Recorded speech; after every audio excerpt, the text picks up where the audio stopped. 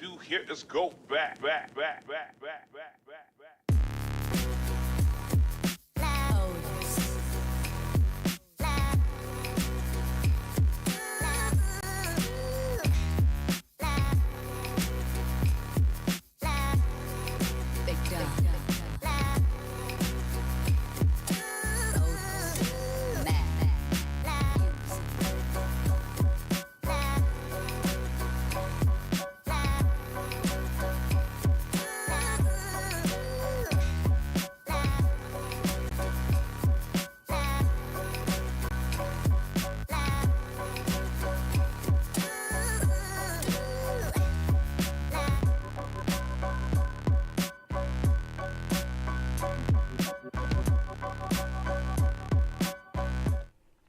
And hopefully we are live, possibly.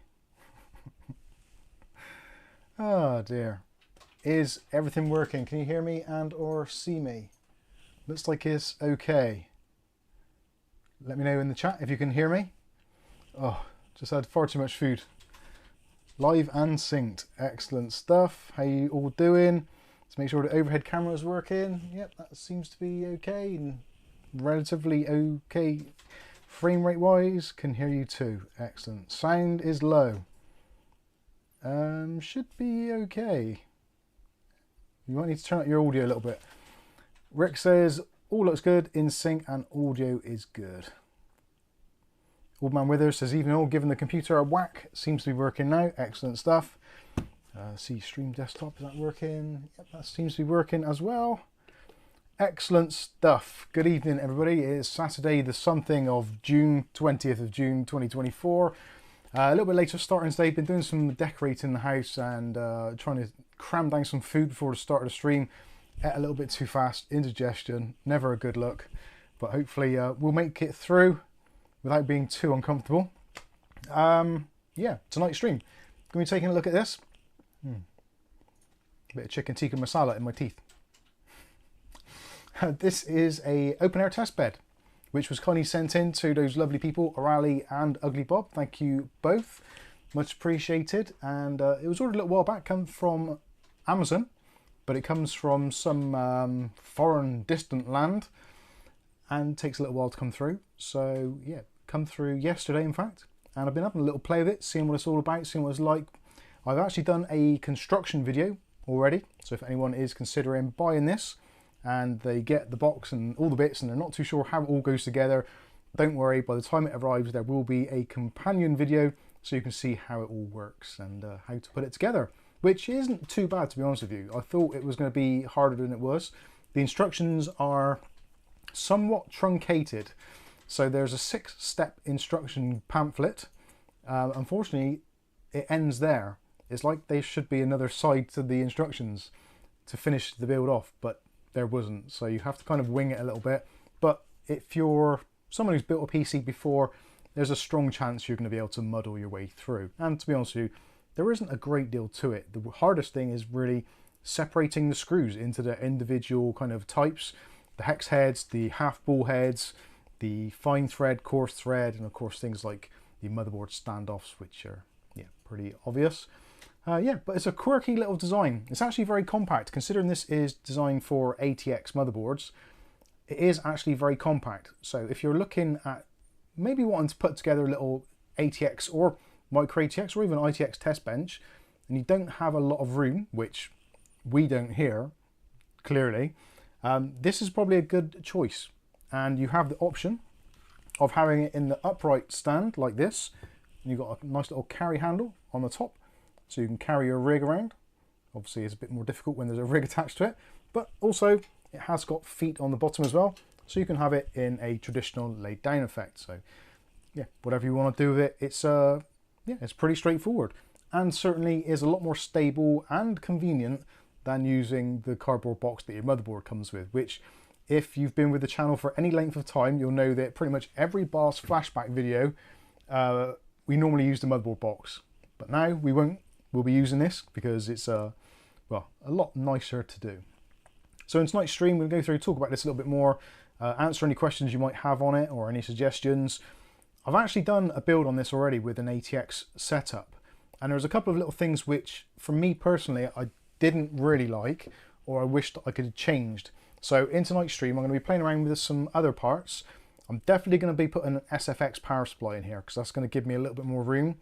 One of the things which I did notice, because the power supply is kind of here, and your motherboard is here, getting to the EPS connector is a little bit tricky. So with a SFX power supply, it's going to give us about another inch, so that should be pretty good. We'll quickly address some of the super chats which have come in already from you kind and lovely people. We better do that. And let's scroll back up to the top. And you'll notice I'm not using the Logitech keyboard and mouse anymore. We've gone updated. So the first one was from Mick Woods, £10. And what does that say there? Oh, they've got the YouTube thing's broken again. Good evening, mothers. Just waiting for the beers to chill. Should be good by 8:15. Thank you very much, Mick, for your £10 donation. Much appreciated. There, have yourself a thumbs up and also a Mike's Unboxing heart.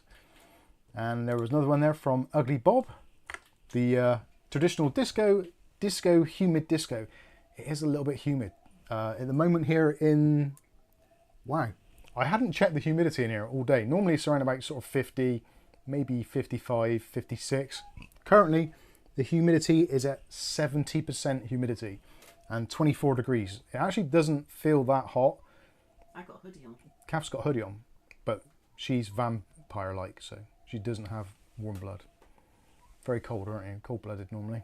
I don't know. No, you were moaning about the heat yesterday, yeah. wasn't it? Yesterday was really, really hot. Anyway, thank you very much, Bob, for your £2, and let's give you a heart as well and a thumbs up. God bless you. And I think there was another one as well, if I'm right in thinking. Yeah. Scrolling all the way down. There we go. Ugly Bob. Another one there. I always got to read Bob's mentally in my head before I say them out loud, just so it's make sure it's relatively family friend. Yeah, outloudable. That's the one. My wife told me to stop impersonating a flamingo. I had to put my foot down.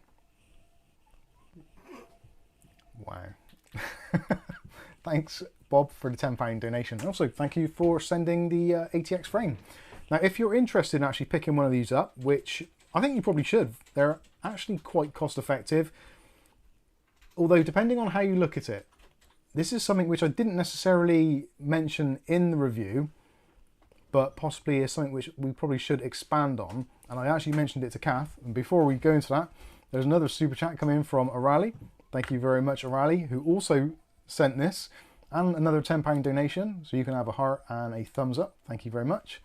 And he says, enjoy your toy, and of which I have been already, and I will do more so, as long as the cats don't chew it or take things off it. That's the one downside about having an open frame.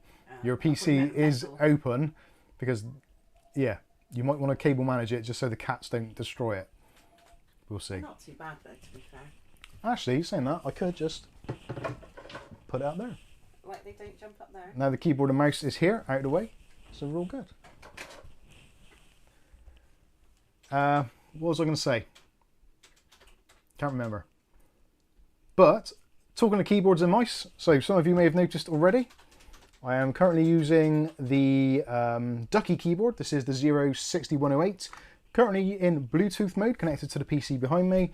And also I'm using my Endgame Gear XM2 WE. I think it's WE. Yeah, XM2 WE. Bluetooth mouse. Very nice. And yeah, even though this pad's a little bit wrecked, it does slide quite nicely. And it's a little bit easier to use than the Logitech one that I normally use. So we're happy with that. And also, talking of keyboards and mice, at the moment we're having a little bit of a clear out of some of the X review items.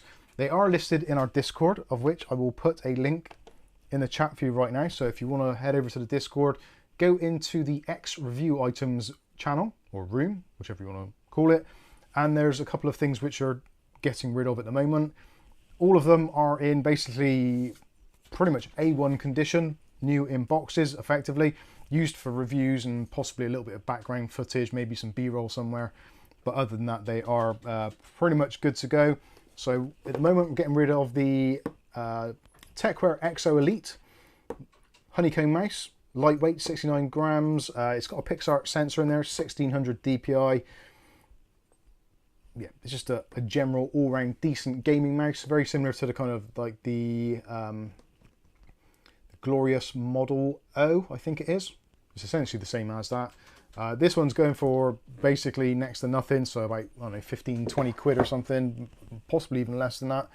If there's anything you like and you think it's a little bit more than you want to pay, obviously just let me know or let Kath know, and we will try and remedy that and make it a little bit cheaper for you. We're not trying to make money on this, just trying to clear stuff out, but obviously don't want to give it away because that just turns into an absolute null. So hopefully people that actually want it. And also Andy Archer has just gifted 5 Mikesunboxing reviews and how-to memberships. Thank you, Andy, much appreciated. So William Bodie's got a membership, Charles Ballard's got a membership, Tough Enough also has a membership, Roderick Kennedy, and Family Plans. Family Plans, that's an unusual name. What does that actually mean? It means you're planning on having a family? I have no idea. But anyway, thank you very much, Andy Archer. Much appreciated, sir.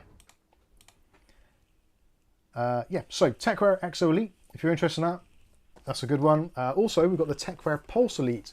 Now, this is actually quite a unique mouse in the fact that it comes with 2 coloured shells.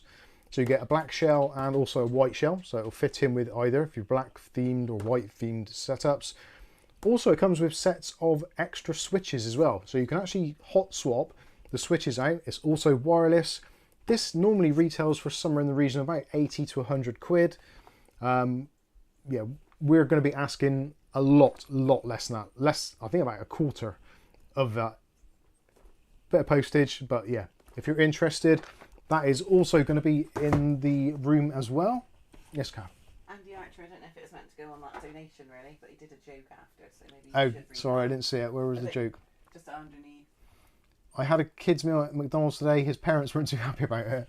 Do you know what? I haven't been to McDonald's in such a long time. I almost went to McDonald's this week. We went on a brief outing to Bath, which is relatively local to Bristol. Went across for a little shopping day with Kath and George, our son. Very hot. Very hot day. And it was this week, all week in Bath. Little do we know, it's actually graduation week. So wherever you went, there was just tourists,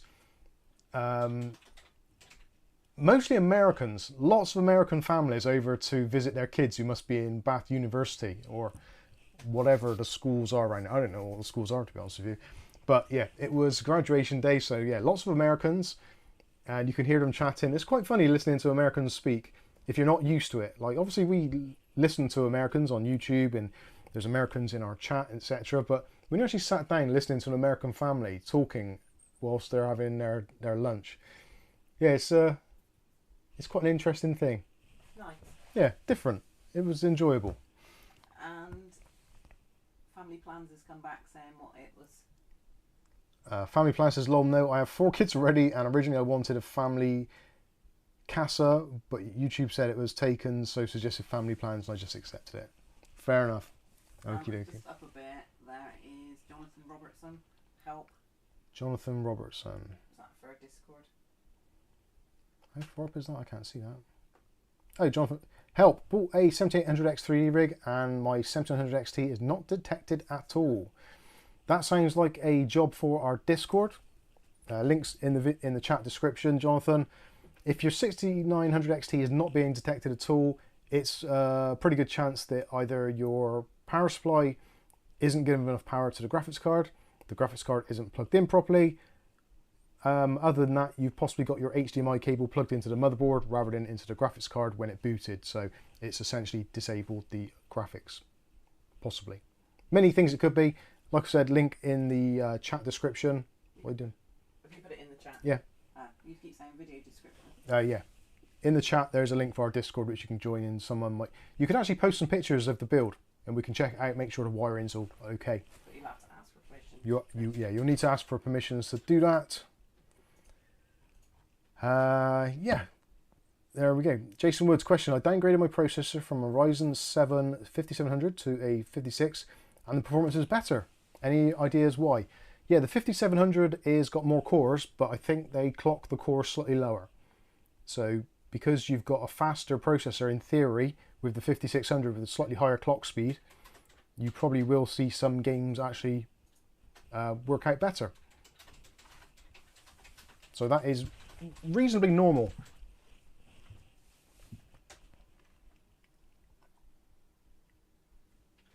Rasher's in the chat as well, says hi Mother's been having a drink with my, oh he's been having a dink with his daughter, I think that's illegal.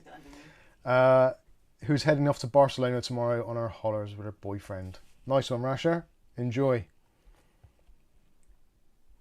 So yeah, good evening everyone. Hopefully you're all having a great time. Back to the other stuff. You'll notice there's a thread here, techwear stuff. It's, yeah, we're having a techwear clear out. I've already got rid of a case and some other keyboards and bits and pieces. This, if you're into keyboards, this is a US layout. You can use it in the UK if you want to, but wherever you want to, I don't know. So this is the TechWare Phantom Plus RGB mechanical keyboard with red linear switches, all of which are hot swappable. It's got the new upgraded stabilizers. Also, it's got ABS keycaps, not PBT, but they're double walled, so double shot, and sound dampening foam's been put in here. You've got a really nice cable for connecting up. Actually, let's have a, I'm going to double check that. I'm pretty sure this has got an aviator style cable with it, or the coiled cable. No, I am lying through my ass. Does this come with a plastic cover? I have combed my ass. And just in case you're wondering, it is a 10 keyless. Nice keyboard. US layout, so generally anything with the US layout now I don't even attempt to bother trying to use because it's just hard work and I can't get used to it. I've tried and I've got to the point now where it's like, no Mike, you've got to stop doing this to yourself. You're too old to be learning new stuff. Comes with, you can't teach an old dog new tricks. Comes with a keycap puller and also a switch puller. Comes with a braided USB Type-C cable, gold plated as well, and it comes with a bunch of spare switches if any of them fail for some reason, which they probably won't, to be honest with you, but it's kind of nice that they include them anyway. Again, so if you want a nice cheap keyboard, then check out the Discord, go into the X review items, and you can see the details there. You can check out the video review so you can see what my thoughts were at the time and whether or not you think it's going to be right for you. So that one again, I think that is like 20 quid or 30 quid. Normally these are about 60 or 70. If you want a nice cheap keyboard, again, if you think it's a little bit more than you want to pay or more than you can afford to pay, then because of the generosity of you good people that are watching the stream and making donations, you allow us to continue doing this and to keep the lights on, literally. So yeah, if any of you that are contributors, regular contributors, want any of this stuff, then obviously we will make further adjustments in the pricing or whatever. So yeah, if you are interested in anything, great. Or if you want to buy it and first to give it away, although I'd probably prefer you didn't do that. Anyway, also this one from Miningeek, which reminds me, actually I've still got the MK68 to review, which Bob sent. This is the one that actually came from, I think this came, actually I'm not sure where this came from. This might have come directly from WhatGeek, I think. Same sort of deal, so this is American layout. You've got the rotary knob there for changing lighting styles, that kind of stuff. Clear keycaps, which is actually quite unusual. This one is wired only, if I recall. Yep, wired keyboard, but yeah, a little bit different if you like that sort of thing. And comes with keycap pullers, some spare keycaps, and a USB Type-C cable, so a couple of the clear switches there to match in with the rest of the theme. So again, if you're after a keyboard, you want something a little bit different. Yeah, if you're on an Xbox an Xbox Crystal, absolutely perfect. Oh yeah, it was 360. Was it? Yeah, it's the original Xbox. So that's the Miningeek. The actual model number is the K500F. Again, American layout. If that doesn't bother you, then you're a better man, woman, other genders apply than I am. So there you go. That is that bit of business out the way. Happy days. It's getting hotter. Oh, No, it's not. It's 68% humidity. Can you open that window a bit? Sorry. I'm a bit cold here though. You're cold? Yeah. I am sweating. It's all that hot air coming out. It is, I'm producing hotter air than the ambient temperature. Can you do it a bit more forcefully so it hits me? So, there will be other things coming up as well. I've got a bunch of Thermaltake fans, swafans, CT140s, CT120s, various other fans. So if you've seen a set of fans on the channel and you like them or you're interested in them, then just let me know. Drop me a message either on Discord or drop me an email or something if there's something specific. If not, you can just wait and they'll end up in the Discord in the X review items. Going to start hitting that channel a lot harder, trying to clear out some room. It's getting nuts. There's so much stuff. We tried to eat our dinner today and Kath couldn't even sit at the table, so help us out, help Kath to put on some weight. She's literally wasting away, so please buy some of this shit so we can sit underneath. Well, we can actually get our legs fully under the table, but this is as far as I can get under the table. It's ridiculous. So yeah, there's going to be a bunch of fans, some more cases as well. I think probably the Thermaltake Tower 200, that one will probably be going. There's also a mini ATX open frame chassis, which we reviewed ages ago. I can't even think of what the brand of it is now. That's a really expensive bit of kit. Yeah, we'll be getting rid of that for very, very little money. So, yes, we have been hoarding way too much stuff, and it's time that we cleared things out. There are going to be obviously more processors coming out very shortly from AMD, looking at the 9000 series releasing on the 31st of July. So what's that? 11 days away. So yeah, that's going to be some exciting stuff. Hopefully they'll be available for sale very shortly after. So we'll be trying to do some possibly initial reviews after a week or so of them being out to see what they're all about. And yeah, going to have to get some more motherboards as well. So got to clear this stuff out, get some new stuff in, and then we'll be all good to go. Yes, Gav? Barry. I can't see Barry. Where's Barry? Where's my mouse? Barry Cartwright. Can't you just buy English keycaps to replace the American keycaps? For some keyboards you can do. But for, well, the TechWare one you could do very easily, to be honest with you. That would be a very simple thing to do. The key layout is slightly different, so the enter key is a different size, and the hash key and the pound key are around the wrong way. So yeah, potentially you could do that. With the actual, the clear one, that's a little bit more difficult to do. So I don't really want to spend another 10, 15, 20 quid on keycaps when I have literally multiple keyboards here that I can choose from at any one time. So it's stuff that I think that will be useful to other people. And again, if you don't mind using the ISO, not ISO, if you don't mind using the US layout, then yeah, you can potentially pick yourself up a bargain. Yes, Kath? AJ3H Studios. Where's that? If you go to the bottom, it's just up a little bit. AJ3H Studios. Hi, I have a Ryzen 9 5900X with a 3060 12 gig with 64 gigs, blah, blah.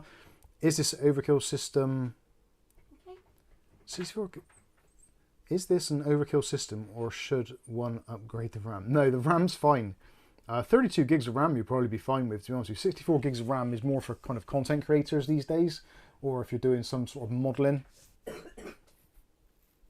Yeah, nice system. If anything, I would say probably the graphics card might be the little bit on the low side in terms of kind of throughput, but 12 gigs of RAM is more than enough for most games. Yeah, that's a nice system. Aurali says, I struggled to just unpack and install my 3 monitors. 3 monitors. I'd love 3 monitors. I'd love the room for 3 monitors. I've actually got 3 monitors. I just don't have room for them. Yes, Kath. Ladios underneath that one. Ladios, when is the 5900 XT CPU coming out? I don't know. Honest answer, no idea. I'm guessing it won't be until August, if indeed it does come out. Whether or not it needs to, I don't know. I think it is on the roadmap at some point, but yeah, I can't imagine them releasing it at the same time as the 9000 series, because it would just take away some of the emphasis from that launch. So I would say they will give it a good few news release cycles before that actually happens. And actually, interestingly, they're also considering, or at least it looks like they might be considering, 3 new models of Radeon graphics cards. So there's going to be a 7700 non-XT, a 7800 non-XT, and a 7900 non-XT. So how or where these actually fit into the market, I don't know. They have been registered as trademarks by Acer, which are somewhat of a partner now of AMD graphics cards and Intel. So yeah, be interested to see what they come out with. I think that end of the market is a little bit congested already, because you've got the 7700 XT, you've then got the 7800, then the 7800 XT, you've then got the 7900 XT, and also the 7900 GRE. Seems that's a little bit congested in that area. I think it needs some more, maybe slightly lower end stuff. Maybe a 7500 or a 60. Yeah, it's a tricky one. Don't know why it's necessary. They might not even turn up, but Acer have registered them, so you never know. They might do. Matthew Day says, my hoard has a 486, a P133, a P4, a Socket A, and many others. Actually, speaking of which, we will be having a video coming up very soon. Well, not very soon, but in the foreseeable. We were actually donated a computer from our next door neighbour. They're having a clear out. And it's an old, is it Packard Bell? No, Fujitsu. It's a Fujitsu Siemens computer. As far as I'm aware, it wasn't used in any post office, so we're all good there. But we've got the desktop tower, which is rocking a P4 3.2, I think, if memory serves. It's got the matching Fujitsu Siemens LCD monitor, 15-inch, and it's also got a Fujitsu Siemens keyboard and also a Fujitsu Siemens mouse. It's the whole package, and it's in actually pretty decent condition. It's the Scalio T, I think is the model, or is it Scalio D? I'm going to grab it just so you can have a look. It is extremely heavy though, and I mean, like, this thing is built like an absolute tank. Oh dear. So, heavy gear. Mitch says, hi Mike, hope you're doing well. Thank you, Mitch. I am doing pretty decent. Not bad at all, sir. Hopefully you are as well. So there we go. This is the Fujitsu Siemens. This is Scalio T. That's a cat hair. Yeah, this thing is the best part of, I guess, probably getting on for 20 years old. And it's got some very telling stuff. So you've got the power button in the middle, big clicky power button. You've got your USB card readers. There's a slot there which you could actually install more USB ports for the front if you ever wanted to. So that is actually still present, which is kind of nice. Got the original stickers. It's got Windows XP on it, Windows XP Home. You've got a CD DVD writer and also a DVD ROM drive.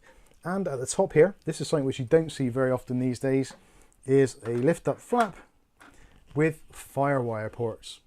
And also some front panel audio. So you've got headphone and mic jacks, USB, and also a Firewire port. And also at the top there is a wireless activity light for the built-in Wi-Fi card, which is actually a Wi-Fi card itself, separate, not actually on the motherboard. So yeah, some potentially exciting times here. And do you want to have a look inside it? Let me know in the comments if you want to take a look inside of it. Aurali says, what, no reset button? No, I don't think it has. Do you want to see inside? Bob says, yes, yes, yes, yes. Mark Berry says CDRW. It might actually be a CDRW. It's got 3 little things on. Oh, no, it's got DVD, CD, and CD. Yeah, it might be just a DVD player and CD writer. The cow PC. Let's have a look inside if I can get the sides off, because this thing is literally built like a tank. Might have to get the screwdriver in the side panels.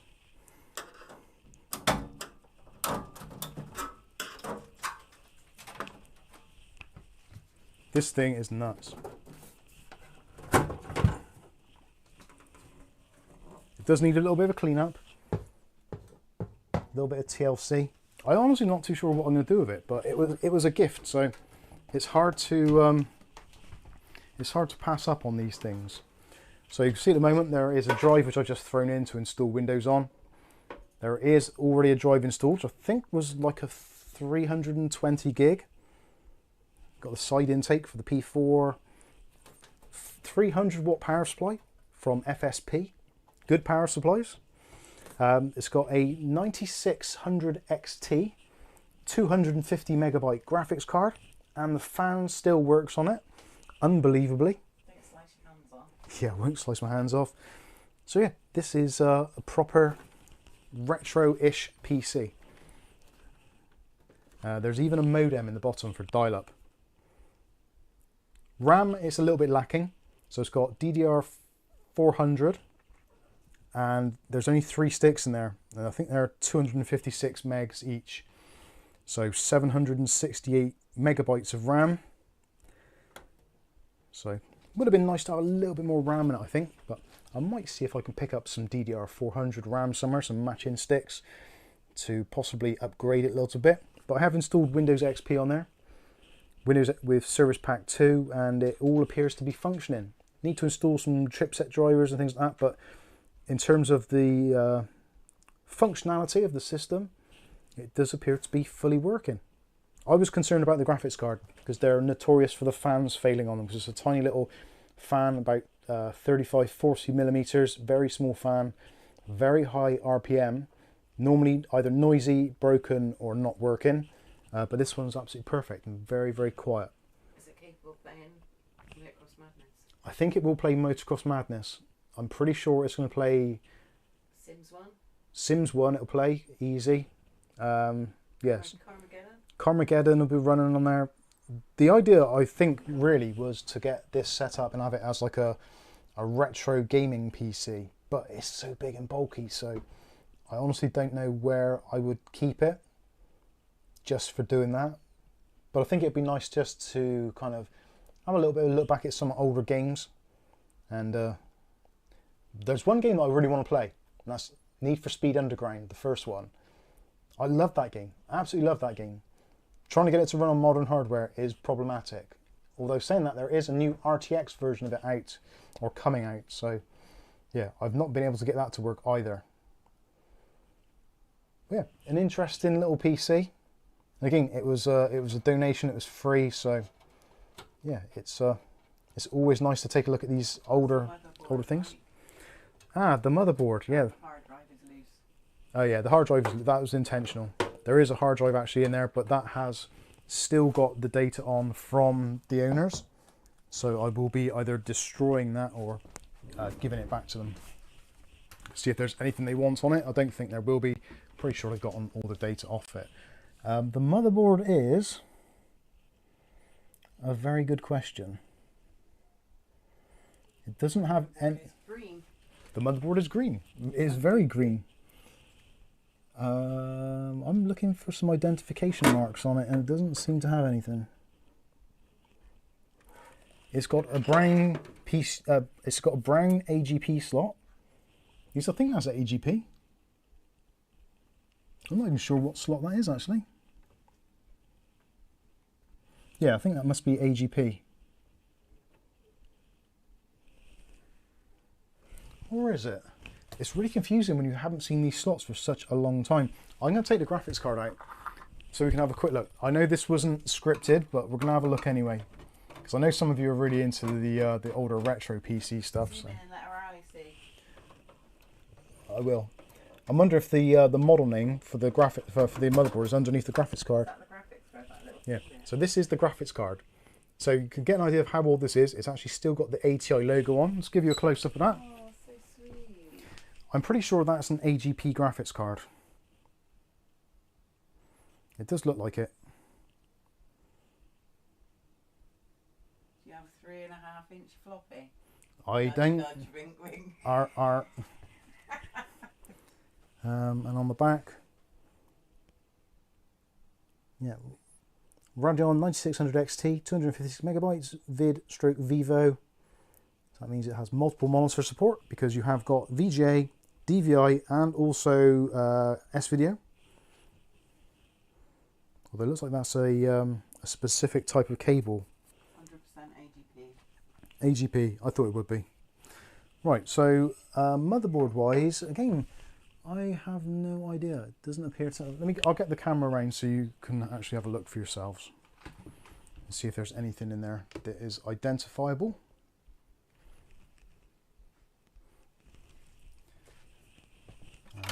Let's get some light on the subject.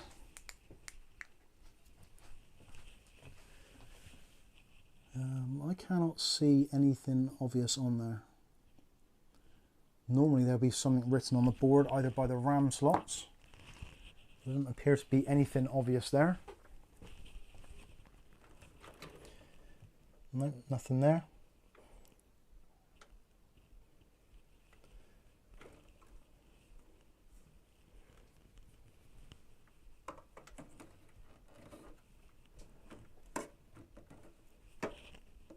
There's a barcode in the bottom. That CPU cooler's a bit dirty. Sure it wasn't mined up previously. Mine's dirtier than that. I like dirty. This is positively sparkling compared with caps.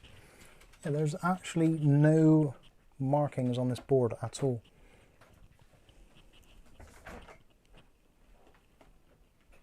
Candy, what are you doing? No, I can't see anything on there in terms of board name, model number or anything. So if anybody has got any ideas what motherboard it is, that would be useful. It looks like the chipset. Well, I actually can't even see the chipset.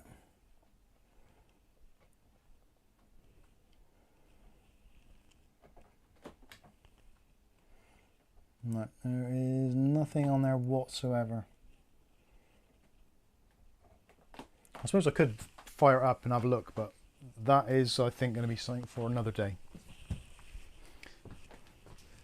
And of course, in the meantime, if you've got any comments or suggestions, or you know what it might be, then please do let me know, get in touch. All the usual places, so you can get on the Discord. You can also go over to mikesunboxing.com. There's links there, emails. Or if you're a Patreon member, you can drop me an email on Patreon. And it looks like that is, I think it's a socket 478. That's what it appears to be. Again, I could be completely wrong. This was an era where I was kind of into PCs, but not that much. I can't get the side panel back on.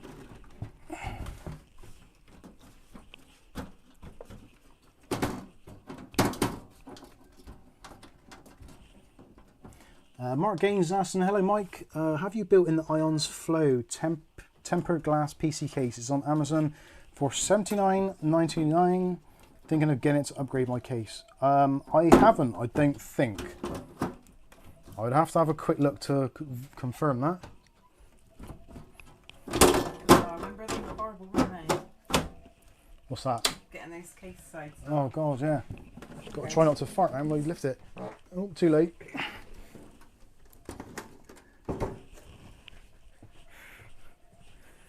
Right, let's get the camera back into position.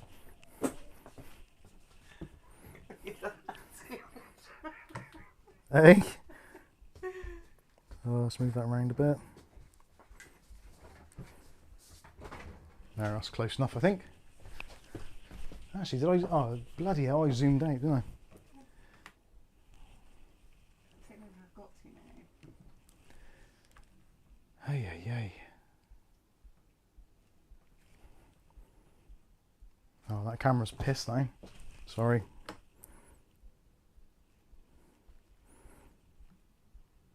That'll do. Oh my god, it's too hot. Right, sorry, there we go. Mark Gaines, let's highlight that one. Are we doing that again?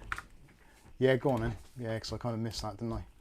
So, Ions Flow Tempered Glass PC case. Let's have a look. I will open it up into another window. Mess. On slow, I'm actually happy to type on my keyboard. I do love this keyboard. It's very nice. So, accept that. Okay, right, I see. Right, let's go to the stream desktop. So, I'm not too sure what it is, but for me, I have a bit of an issue with ions, well, any case actually, with curved glass. I don't know what it is. I just don't like it. It reminds me too much of a fish tank. I think I said this on a previous stream. And yeah, I don't know. It's a nice looking case, don't get me wrong. But yeah, there's something about curved glass which I just don't really get or appreciate. Now, if it was a solid piece of glass that wrapped all the way around, I think it would be okay. But you've still got a seam down here anyway. So it's like they've just added the curve just for the sake of adding a curve, which doesn't make a great deal of sense to me. And this is a micro ATX case as well, so you're going to have to be careful what motherboard you put in here, otherwise your graphics card is going to be a little bit choked at the bottom there, especially if you plan on putting any reverse fans in there. So yeah, micro ATX or ITX. 3 fans in the bottom, 3 fans in the top, 2 on the side. Got that big gap at the top there between the fans because of the way that the frame is, which I didn't like on what case was that? There was a case we reviewed recently. Comes with 6 fans though, so I'm guessing they're not reverse blade fans. Don't know, it's a nice enough case, but yeah, not for me, I don't think. But maybe if I did a build in one, I would possibly appreciate it more. But the whole gap at the top there between the fans and the radiator, I'm trying to think which case I had that on recently. I'm sure that was an Ions one. No, that was a Techware VXN had that as well. So yeah, it looks cool.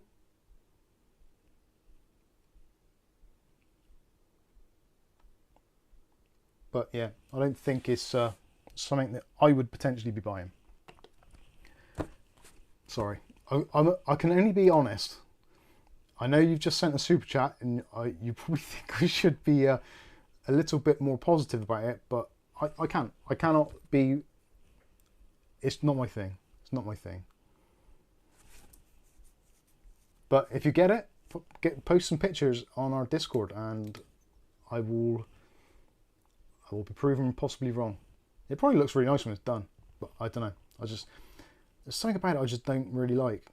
Yeah, cases are a personal taste.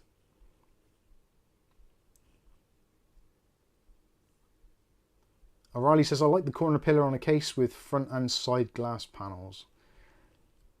Yeah. Montech 95 is the same, says Ira Wolfman. Yeah, the Montech, I don't like the Montech 95 King either, for the same reasons.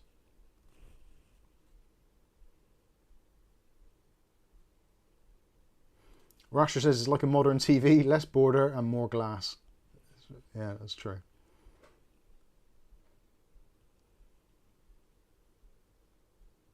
Oh, that's a nice bit of chill breeze coming through, don't I? Humidity is down to 65% now, 24.2 degrees Celsius. It's warm. Something else actually, well, 2 things that I should also mention. For those of you that like to buy things very cheaply, we've now got affiliate sponsor, well, not affiliate sponsorship, we've now got affiliate status with AliExpress. So for all of you that like to buy things from AliExpress, if you do want to use our affiliate links, you definitely can do. Obviously, in full disclosure, if you use our affiliate links, it doesn't cost you any more, other than maybe an extra click. We also may generate a small kickback as well, although whether or not we'll ever get the money is AliExpress, so you never know. But yeah, if you want to help out the channel and you like buying from AliExpress, then you can use our new affiliate links, which will be in all future videos as of now. They're also in the links for this particular video as well, so if you want to use those, you can do. And I know there's some of you Uglybob, obviously. They like to buy stuff from AliExpress, so if you're making a purchase there anyway, and you want to help out Kath and Mike over at Mike's Unboxing, then there is affiliate links for you to do so. And speaking of which, something else which I picked up myself, wasn't the Amazon deals this week absolutely pitiful? We haven't discussed that at all yet, but was it just me, or were there just basically no deals at all? Or is it just because we've been seeing stuff on AliExpress recently which has been really good prices, so everything else looks pretty weak in comparison? Maybe that is the case. But I did purchase some keycaps. So these are not the best package, let's be fair, but these are your pudding style keycaps, double shot ABS. I don't think they're PBT. They have got a little bit of a texture to them, so they might be PBT. They were £9.65 for 120 keys. So this is US and UK layout, also with the extra keys and the different size shift buttons, all that kind of stuff. They are shine through as well. I know some people really don't like it when the keys aren't illuminated, so you can see what they are. So they are shine through, and yeah, just over £9 for a set of keycaps, which I thought was fantastic value for money. And I ordered them on possibly last Sunday or Monday, or was it before that? I'm not too sure. I've ordered a motherboard as well, a B550 Pro 4 ASRock, and also a Ryzen 5 5600, and I managed to get the processor, the motherboard, and the keycaps, and I think the whole lot was just under 150 quid. So to get a motherboard and processor for 150 quid is pretty good these days, but to get all of that and a pack of keycaps is pretty good. Whether or not the processor and the motherboard are actually going to turn up, that's another thing, but we'll see what happens there. So yeah, if you want keycaps, I'll try and get some links for that as well. They do loads of different colours, loads of different styles. There's pinks, yellows, greens, blues, blacks, whites, you name it. There's pretty much something for everyone. So yeah, good stuff. Yeah, so Amazon Prime Day. Did anyone get any deals? Mick Woods. Mick Woods did. What did Mick Woods get? Mick Woods, Amazon Prime Day, got a Pixel 8a, £100 off for grandson, 18th birthday, coming up to replace his Pixel 4. Nice one. I just noticed actually today there was a deal on from Google themselves for the Pixel. I think they got £80 off, but you can also get a further discount of another £100 if you trade in an old phone subject to status. So yeah, that's pretty good. Uglybob got some Sony headphones. There's a surprise. Uglybob getting headphones. Who'd have thought it? Rick above? There's a question there. Rick, question. What about the Cooler Master Masterbox Q300 mic? Yeah, what about it? I'm not planning on buying one if that's what you're asking. That's not going to happen. Rasher says, Mark Berry, the 5600X non-3D in Mike's link is showing 377 quid. Which one's that? That doesn't sound right. What was it I've put, sorry? A link for a 5700X? Oh, that was from last week's stream, I think. Was it the AliExpress one I put in? It might be, yeah. Yeah, that's just at the moment, if you're buying a 5700X 3D from AliExpress, they are currently £130-ish, plus taxes. So you're looking at 150 quid for a 5700X, which is actually not too bad. Although, depending on the games you're playing and the resolution, sometimes you might be better off with a 5600. But yeah, it's very much swings and roundabouts, and depending on resolutions and your other components. Mr. JG got a Sharp Detect Pro cordless vacuum cleaner. Nice. You need a new vacuum. I could do with one of those Shark vacuums. They look pretty good. And who said there weren't any on deal? I didn't think there was. There's always Shark and Ninja stuff on deals on Amazon Prime Day. I wouldn't get a Ninja.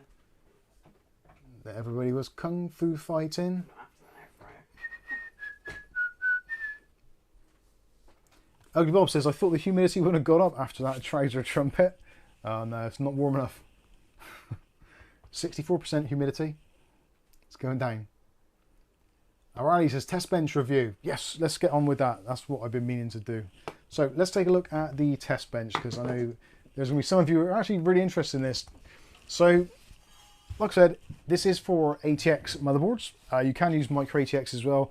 You can see at the moment I've got the pins, or pillars rather, in place for the 9 pins. So that's your standard ATX layout. Now, if you're using this and you want to have it in the upright format, so obviously with using the handle, so you can kind of move it around and do stuff with, and you could really use it as a desktop PC quite easily. It's going to be inverted, so your motherboard's going to be upside down. So your power supply is going to be at the bottom, and you're going to have it fan facing up because it's on the floor and it won't be able to pull in any air. So do bear that in mind. Motherboard's going to be here. CPU roughly here, graphics card at the top, because this is your PCI Express there. You are going to have mounting section there on the back for 3 fans, potentially also a radiator as well, but depending on the motherboard, you might find it's a little bit too close proximity. And actually that's something else I want to test out a little bit later on, is to see if we can actually get a 360mm rad to actually fit on there, because technically it shouldn't really. They do say 3 fans, but you could put a radiator on here, but we'll see. Normally, if you're getting one which supports radiators, it will be considerably larger, and also possibly have extra brackets for those types of things. So bottom, you've got 2 brackets for your power supply. I won't be needing the secondary one because I'm going to go with an SFX power supply, so that might stay there anyway just to keep it all together, but it's not entirely necessary. What else? So, power button, there's a power lead there which you can run through to plug into your motherboard. It's actually got a little power button, so a momentary switch, so that will turn the PC on. Press and hold it for 4 seconds, it will turn the PC off if things go wrong when you're doing benchmarking or something and overclocking it a little bit too much. This rail on the side is removable, so if you're not going to use the fans, you can take it off to give it a slightly more streamlined look. On the bottom, you've got the 4 chrome feet with rubber pads on as well. So if you are going to have it in the slightly more traditional way for a test bench, being flat on the deck, you can do, and it doesn't want to move around or vibrate too much, which is cool. There's also this bracket. So the bracket can hold 2 3.5-inch drives or 2 2.5-inch drives, or combinations of one of the other, if you know what I mean. So those fit in there quite nicely. You can also use these side channels for cable management, and also that acts as cable management as well. So your power supply is going to be kind of coming out this bottom section here. So you've got cutouts there, you can pass cables through, run your wires up behind, and you'll see on the video that it works out. It's actually a pretty neat build. I was surprised how neat it was actually. So yeah, that's kind of it really. There's not really much else I can say or show you about this other than actually trying to assemble something. So I'm going to go ahead and do that. Let's take out all these screws. I will try and keep an eye on the chat as well at the same time. See what people are saying. I like using my mouse now. Oh, and also I should mention, thank you everyone who entered the giveaway for the Keychron keyboard. I forgot to put the links for that in the video description. So if you want to be in to win the Keychron K3 Max keyboard, the giveaway ends, I think, on Monday morning. So if you haven't entered already and you want to be in to win that, you can have it in your choice of, well, I would say colours, but I think there's only one colour. But you can have your choice of keycaps and also switches, I believe. Although Keychron have reached out and said if for some reason the one that you want isn't available, they are prepared to offer a similar product this a similar price. They have sold out of a lot of keyboards, and again thank you to those that have used our affiliate links for Keychron as well. Actually I was surprised, Keychron being a slightly lesser known brand, although if you know about keyboards then you've heard of Keychron. If you're not too into keyboards mechanically, you've probably never heard of them. So they are somewhat of a, I wouldn't say they're a niche, but they are a keyboard specialist and they do some really good stuff. much like Ducky and others like that. Competition link is in the chat right now. So yeah, underneath Rick's question. And Rick Ace saying, Mike, question, have you had any issues with your i9 13900K? Sort of. There is a very unusual quirk of my particular system where randomly, now and then, more noticeably if I'm doing YouTube videos, or it seems to be more so on video playback, every now and then I will get an occasional stutter for maybe 1 second, maybe 2 seconds at the most, where the video will freeze playing, the audio will continue, and then the video catches up after. And it does it a couple of times in Premiere as well, so I don't think it's specifically a YouTube thing. And sometimes if I'm just in Windows, I go to do something and it's like the mouse will stall for a couple of seconds or like a millisecond, and I'm like, is it because my mouse is wireless and it's waking up? So I'm not entirely sure. It hasn't crashed. I've never had a blue screen as far as I can remember, and I've never had any issues with any software, but there is that annoying little kind of millisecond thing, which I'm not too sure what is causing it. Completely honest. Could be nothing to do with the processor whatsoever, but that is the only quirk that I've got with the system. And I was trying to think if I had it before I did the back to front build, because I changed all my stuff. I went from the Asus, I went from the MSI setup, and I changed it all to the Asus setup. And I don't recall if I had the problems with the MSI setup.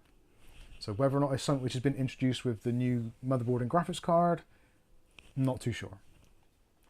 Which is actually really awkward because I'm trying to put together some review pieces and it's difficult with Intel processors at the moment because you don't know whether what is happening is unique to you or whether it's more widespread. A lot of people are experiencing like really severe crashes, like proper complete system shutdown crashes. I'm not getting that at all. So yeah, I don't know. I've not had any big problems, but I would be interested to know what is causing my problem.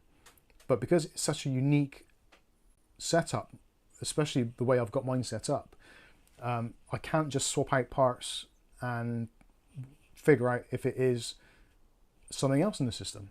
I do need to sit down at some point and spend some time on that to really find what the problem is. But because the problem is so kind of, it's not really an issue at all, and I can go days where it doesn't happen at all. So it's, yeah, it's a really tricky one. I'm not too sure. But Old Man Wither says, if in doubt, blame Armory Crate. And it's funny you should say that because I have actually recently uninstalled Armory Crate in its entirety and made videos as well, just to see if that was causing any problems, because I was also getting it. Now, it was something, there seemed to be a link between the freezing and also the RGB in the system. So that makes you think it's more of a low level thing, but because RGB is software based as well, it might not be. So with Armory Crate installed, every now and then my RGB, because it's in Rainbow Puke, you can sense it when it's not running as it should do. And sometimes the lights would just turn off for a second or two and then come back on, which Kath appreciated. So I uninstalled the software entirely and it's just in the default modes from the motherboard. And the RGB is absolutely fine. So yeah, I'm not too sure. It's yeah, it's a little bit perplexing, but it's not enough to make me warrant stripping it all down and really looking in depth into it. And sorry, I'm just looking down here. I'm going to check, see what motherboard we're going to use. Let's go with the MSI B550 Gaming Plus, which is a cracking board. Actually, we can probably get the overhead on this, can't we? There we go.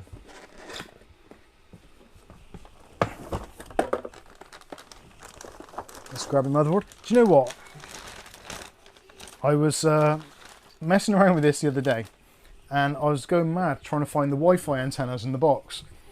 And then I realised, oh, it doesn't have Wi-Fi, does it? Because it's a non-Wi-Fi board. So yeah, that was... you know when you have one of those moments I call it a Biden moment. And yeah, I very much was looking for something which didn't exist, which was fun. Ordinary Dude says there's a comprehensive list of affected CPUs that include many more than just the 13900 and the 14900. Yeah, basically it goes back to, there's a revision of the chip, which I think is the is it the B0? I think it's the B0 step-in of the Intel processors. The C0s don't seem to be affected, so the 3100, the 3200, 3400 and 3500 and variants of don't appear to be affected. But if you're running a 13600 or above, then potentially you are in the kind of the danger zone, so to speak. Ricky says I have those every day. Don't we all? I saw you. Kath's just snuck in. But it's on the overhead camera, Kath, so you can stick it under. This is what Kath has just snuck in the room. A kilo bag of jelly beans. A kilo. But they are best before August 2025, so you better get stuffing. Look at that. She's already done half the bag. You are. Actually, pass them back. I'm not going to have any. You can if you want. She's looking at me as if... I was just thinking, they look nice next to the keyboard, don't they? RGB sweets. Everything's RGB in this house. Uglybob says, oh my god, jelly beans are the best. If you want to get them, Kath will put some affiliated links in the Amazon chat shortly. Nick Varn says, oh my days, sugar content. Yep, I know. I'm not eating them. Kath's eating them. She needs to because she's losing loads of weight because she can't get near the table. So you guys got to buy some stuff so she can get near the table again. I'm holding you all responsible for not buying stuff. Right, there is our connection done. So I suppose we're going to need to put a processor on this bad boy. And actually, what processor have I got? I was hoping that by now my 5600 would have arrived, but it hasn't. So I'm going with a Ryzen 9 3900, which was my video editing CPU for many months, and is quite a firm favourite here. Loads and loads of cores. It wasn't the fastest for gaming, but for video editing it bloody got the job done. It really did. And let's clean it up. Rasha says, I wish when Biden starts wandering off, everyone would just let him go and see where he ends up. Yeah, I think he'd end up at an ice cream parlour.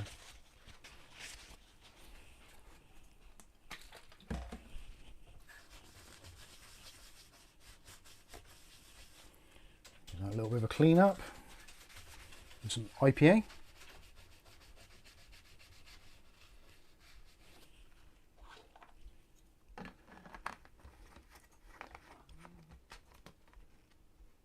Irie Wolfman says sold out. Oh, what are the jelly beans?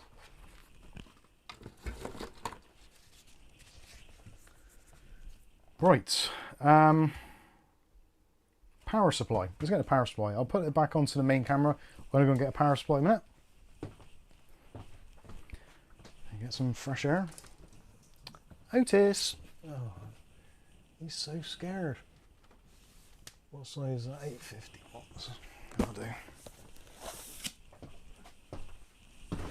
So I'm going to test out a theory here.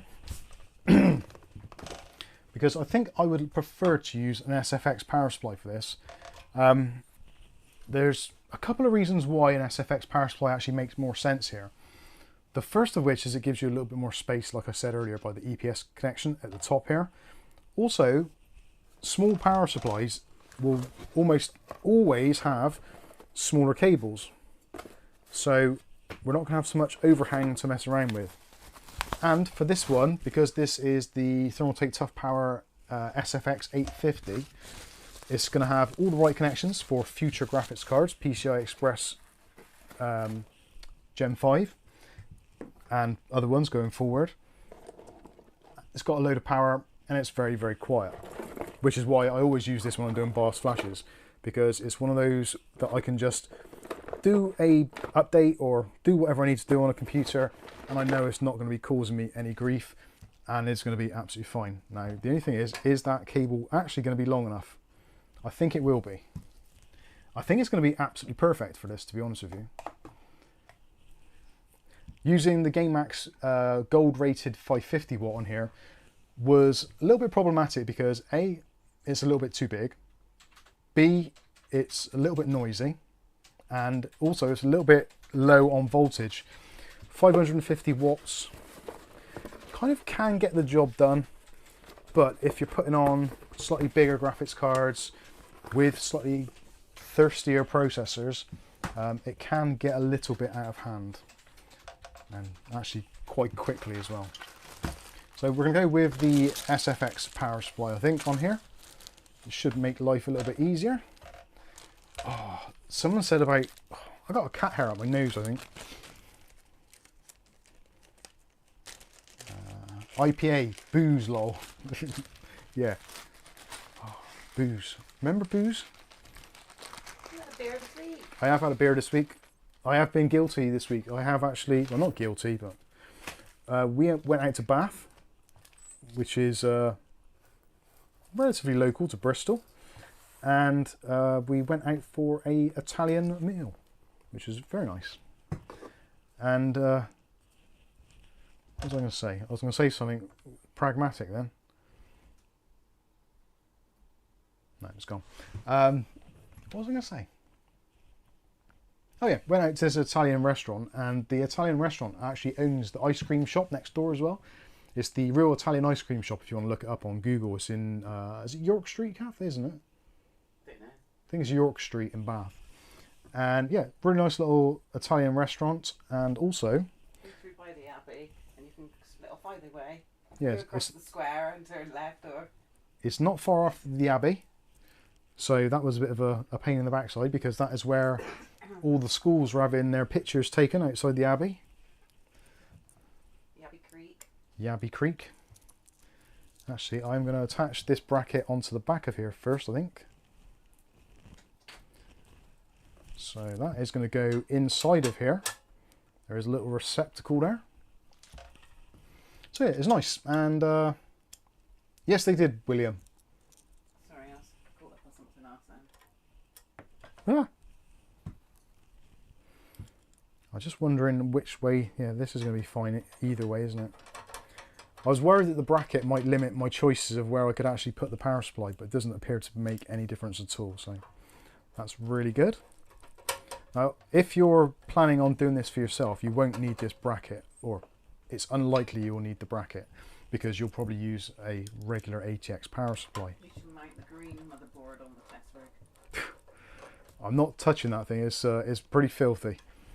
And with the amount of dust and the amount of humidity in the room, I would basically end up inhaling it all, and it all going in on my sinuses and making me sneeze and itch. So no, that ain't going to happen. I am a little bit concerned that this might be a bit too heavy for here.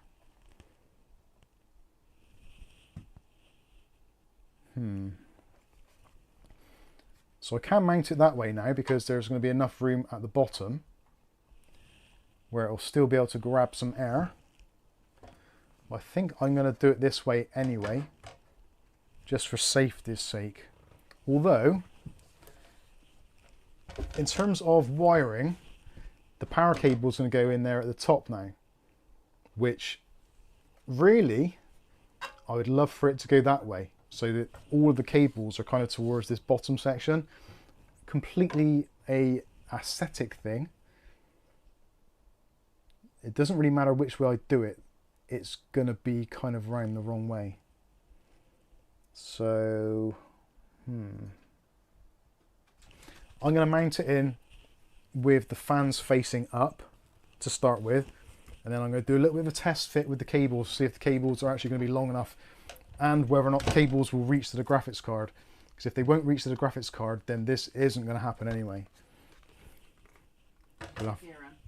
No, Kieran's, I'm not, sorry. Hi Mick, following your video to try and cool the 7800X3D more, it worked, and then it didn't after a BIOS reset. It gets to 90 at 3.5 gigahertz, been fighting with it all day. There's something about the 7800X, well, all AMD processors really, they just, all modern processors I suppose I should say, they all just seem to want to run ridiculously hot. It's not a lot of fun. Normally it's okay in the UK because it's generally freezing cold, so you can generally offset it a little bit, but at the moment it's borderline unpleasant temperature wise. Mookie MC says 3D print a power supply support. That had just crossed my mind. I could probably get away with just putting a bit of foam under there, to be honest with you. Because bit of old chewing gum. Bit of old chewing gum. That'll do it. I think a support under there would actually make some sense. But for now, we're just going to see if this is going to work with our shorter SFX cables. Because they are really, really short.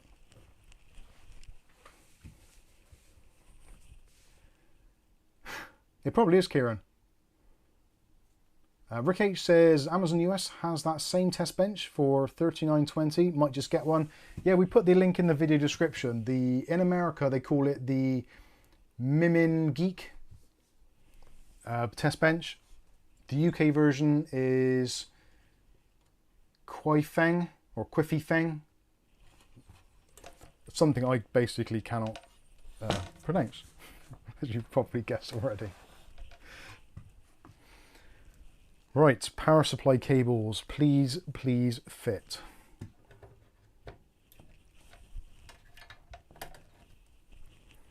I think we're going to be okay.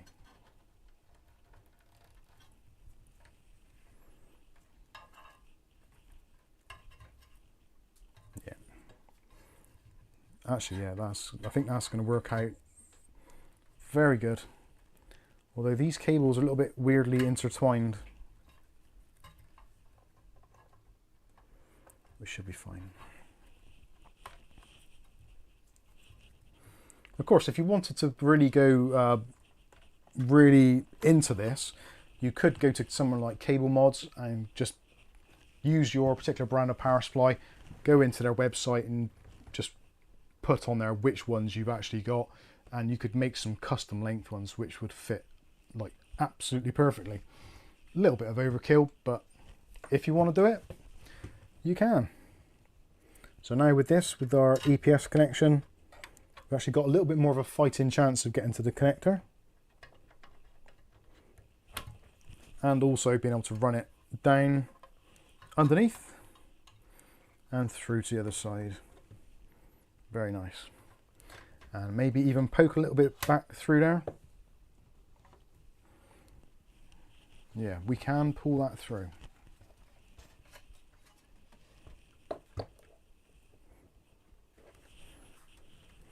What's the closest I can get to there?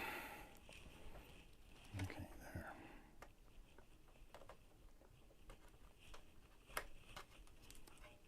Nice.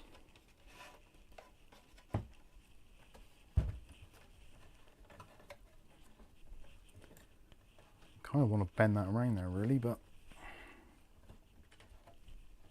oh yeah, that's good. Yep, that's banging. So that is how it essentially would look, which I think is actually quite tidy. ATX power supply and cables underneath seem cleaner to me. ATX power supply and cables underneath. It might be. Having the power supply filling up this whole section, it does look a bit cleaner. If you look at the, actually I'm not sure it's in the thumbnail. No, I don't think it's in the thumbnail for the video, but you can see when I did actually have another PSU in there. Maybe we'll try that in a minute and see what it looks like. Let's grab some RAM. we're going to go stealthy on this, so let's grab out some... Actually, this was an Amazon Prime Day deal. 16 gigs of DDR4 3200. This was 26 quid, I think it was. Which, yeah, 26 quid, you can't go too far wrong, can you? Knife. Randy? Randy. Oh, right. Randy says Samsung 990 Pro 1 TB or KC30.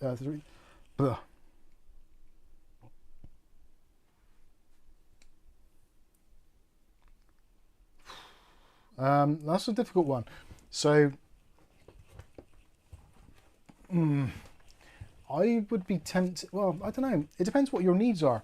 Like, if you need 2 drives, or you think you need more than 1 terabyte, then obviously it's going to make sense to go with the 2 drives for the same price as 1. But if you don't really need the space, then it might be better off edging towards the better drive, which is the 990. But then if you don't really need that speed of the 990, are you going to get much benefit from it? These questions are very hard to answer at times because, I don't know, if it was me personally, depending what machine it was on, if it's on my video editing PC, I'd probably go with the better drive because the reliability and the speed and the cache and all that kind of stuff. But if it's just for a gaming PC, you can get away with an SSD quite happily on most gaming PCs at the moment. So you don't really need PCI Express Gen 4 speeds at all. Yeah, it's nice to have, and it's kind of cool if you've got the controller which can take advantage of it on your motherboard. But if you haven't, then it's a bit of a moot point.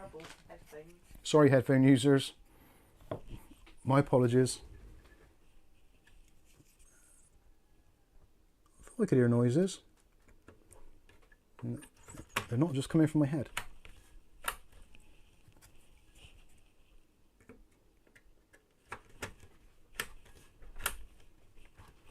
There we go, there's our RAM. This is looking quite stealthy already, isn't it? I was tempted to throw some RGB in here now, but I'm almost don't want to. So next we need a graphics card. So let's go and grab a graphics card. And I was tempted to go with the GT 1030, but I don't think that really does this justice. So let's bring out the slightly bigger guns. I can find it. Oh, there's a Telewest bill on the counter. We'll chuck in the Sapphire RX 7800 XT. I think that's a bit more of a challenge for the frame as well, being it's a bigger graphics card.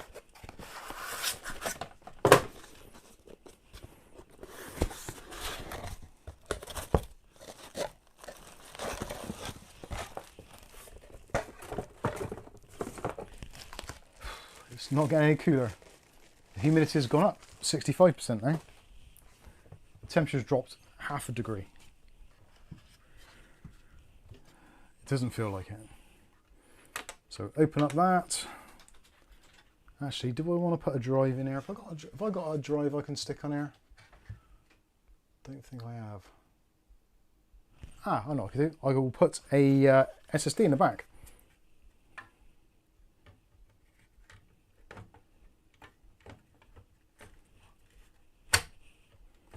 Graphics card in, and 2 screws to secure it. Aurali says, Uglybob, did you go cheap and forget to buy the RGB model of the test bench?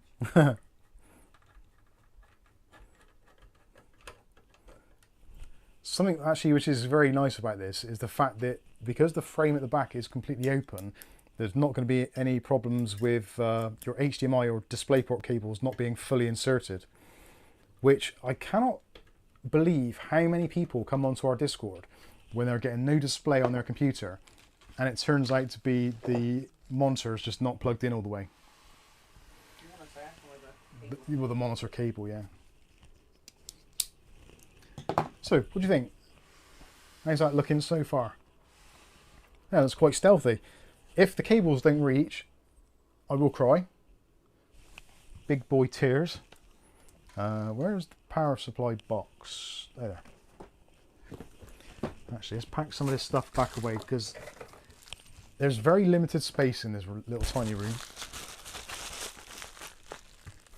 Dan says, I just built my first PC, R7 7800 XD and the MSI ATX 3090 Supreme. Nice. Yeah, Supreme. Nice system there. Dan, did he say his name was? Yeah. Dan, that is a nice system. Why is it? Like, I'm going to rag on new builds for a minute, if I may. So, if you've been into computers long enough, you probably started off on a relatively humble rig, like the Fujitsu Siemens we had down there. Maybe you're still using one of those now. What is it with a lot of people building their very first PC, and it's got a 7800X3D, a RTX 3090 or 4090 or 4080 or something along those lines, oodles of RAM, loads of drives, and probably a widescreen high refresh monitor. 40. Or 3. Aurali. What's the deal with that? Why are PC builds now not the 300 quid PCs that they used to be? And they're all seeming to be these really ultra high end builds. I'm definitely jealous. 100%.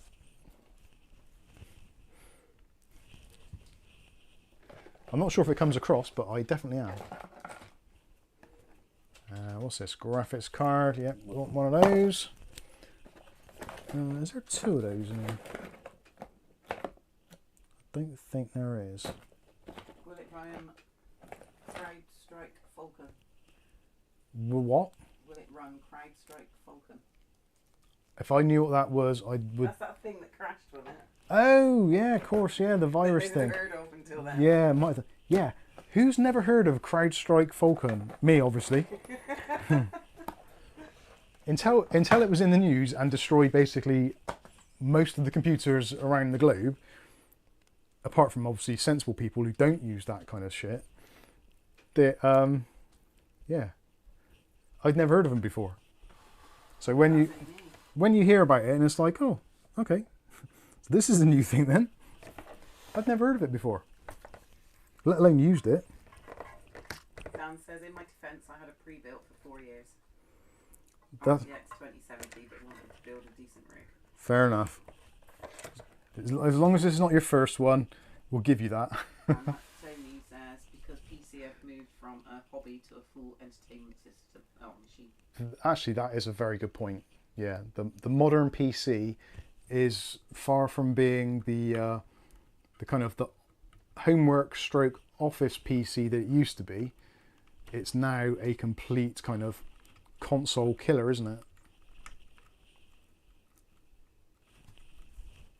And so it should be. We love our PCs, don't we?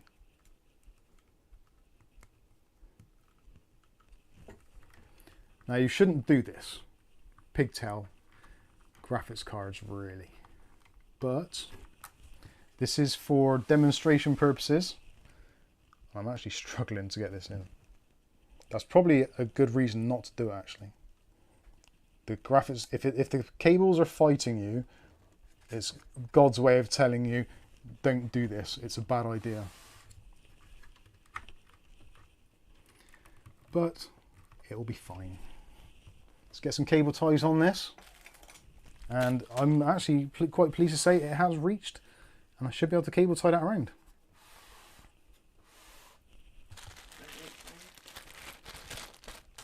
Nick Barnes says, Mike, I asked the same in stream. Oh, right, yeah. Cool. Ordinary Dude says, mine is a middle of the road build, but the only expense part is the monitors. 32-inch 4K times 3. Wow.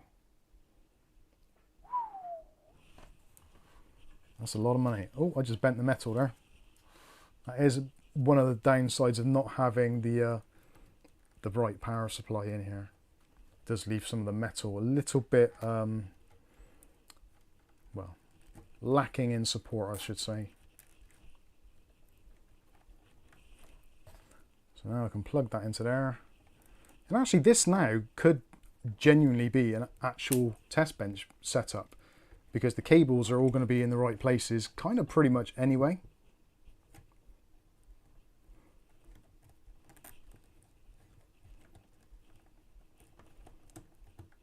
Don't know, I'm trying to make it look neat because I'll probably have this stripped down by about 20 minutes after the stream's ended.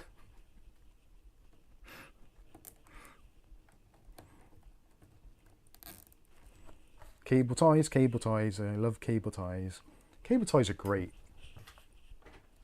I love cable ties. So the cooler on this is going to be the questionable thing. Do I try and put a radiator in here? I am seriously considering the Arctic Freezer 360, but I don't think it's going to fit. Being honest, I'd be surprised if it did. But maybe I'll give it a go. Let me know what do you think? Hey Bajan, is it Bajan? If I pronounce that right? If I haven't, my apologies. Please let me know the correct pronunciation in the chat, and I will do my best to remember it.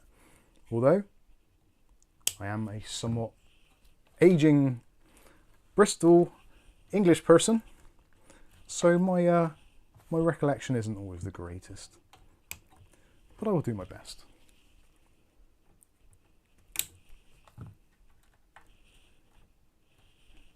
One good thing about this mounting system is 0 cable sag, so there we go. How do you reckon? What do you think about that? How's about that then, as they say? Now then, now then. Look at that. That's pretty slick. Look at that. And because this is a test bench, possibly, then obviously for a test bench you don't want to have a NVMe drive because that is going to be integrated into the motherboard specifically. So let's grab ourselves a SSD if I've got one. Yes, I have. What size is that? 480 gigabytes, perfect. So let's have some little screws. Can't beat a little screw, can you, Kath? No comment. What part of UK are you, Mike? Sorry? What part of UK are you? Bristol.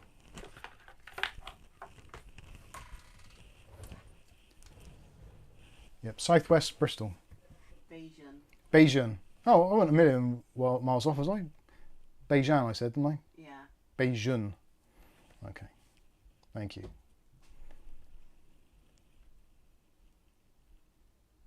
David Underhill updated 6:50 AM Australian time, 0.5 degrees. It feels like minus 3.5. Are you sure you're in Australia? It does get very cold there. They all have these wood burner steam, like what are they, like the cauldron ones? Yeah. When we were looking. I don't get it. Why? Australia should be really hot. Dan's from Devon. Oh, nice one, Dan. Whereabouts in Devon are you? We used to go to Exmouth on I wouldn't say a regular basis, but kind of regular-ish. I was actually thinking, only this week really, that when it comes to the time of kind of retiring and doing less than I do now, which is somewhat hard to believe, yeah, it would be nice to kind of end up somewhere down that end of the world. When the parents have passed away and kind of all your responsibilities and that have gone, it'd be kind of cool. Newton Abbot. Ah, Newton Abbot. I think I've been to the train station at Newton Abbot.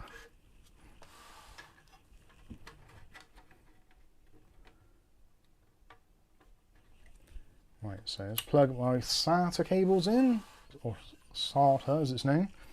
I'm going to need some other cables, aren't I? I need some power cables. Snowing? What, in Australia? Yeah. Piss off. We have quite cold winters. David Underhill says that every week. Yeah, but I don't believe any of it. It's all lies. It's Australia. It's just surfing and sunshine all day. I've watched Home and Away. I know what the weather's like. You can't be giving me this nonsense. We've seen it all before. Everyone's going around in t-shirts and surfboards because it's hot. Dan says, yeah, Newton is a bit of a dive. I think I was in Newton Abbot in probably 87 or 88, maybe 86. It was a while back. Seemed like a nice place back then, but I guess things change. Right. Victorian Alps has more snow than the entire Swiss Alps. What's that? The Victorian Alps has more snow than the entire Swiss Alps.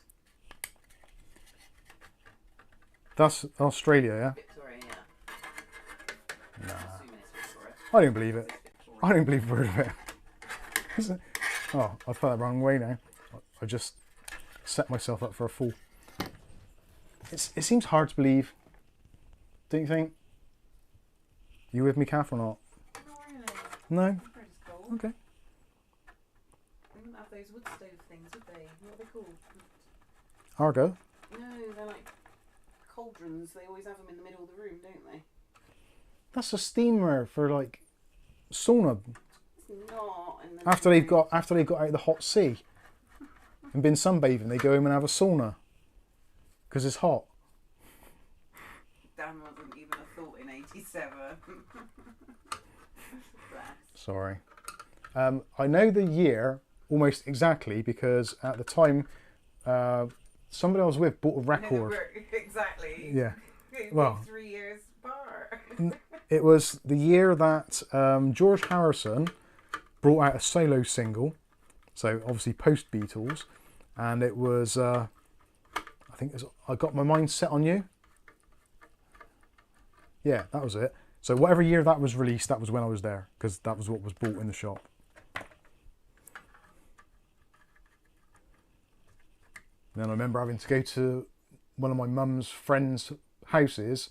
Well, they all got pissed right up and we just sat there listening to the same record on repeat for about 3 hours. Luckily, I think I had my Nintendo Game & Watch console thing, little handheld with Donkey Kong on. So I whiled away the hours, but I still can't get the music out of my head. Scarred. Actually scarred. Conflicted. Yeah. Although saying that, I actually quite like the song now.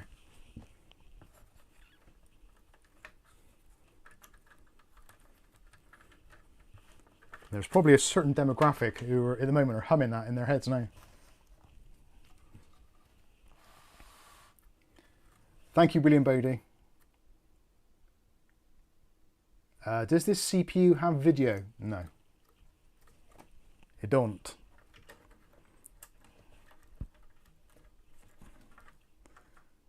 Bloody hell. 64% humidity.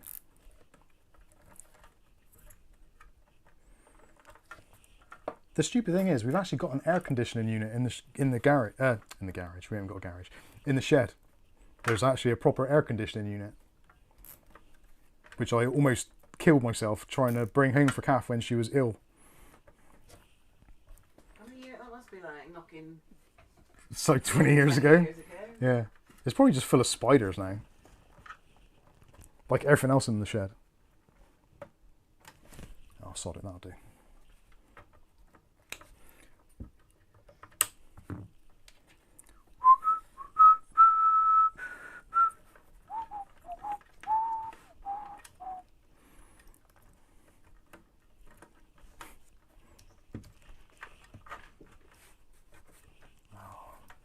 Yeah, it's not as tidy as I'd like back here, but there you go. We have a drive mounted in there now.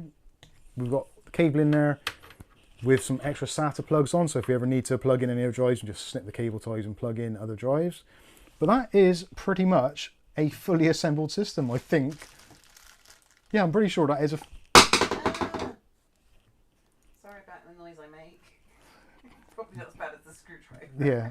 The screwdriver lands on the floor. Which is worse? Kath going, "Aah!" That's my That's her shock reaction.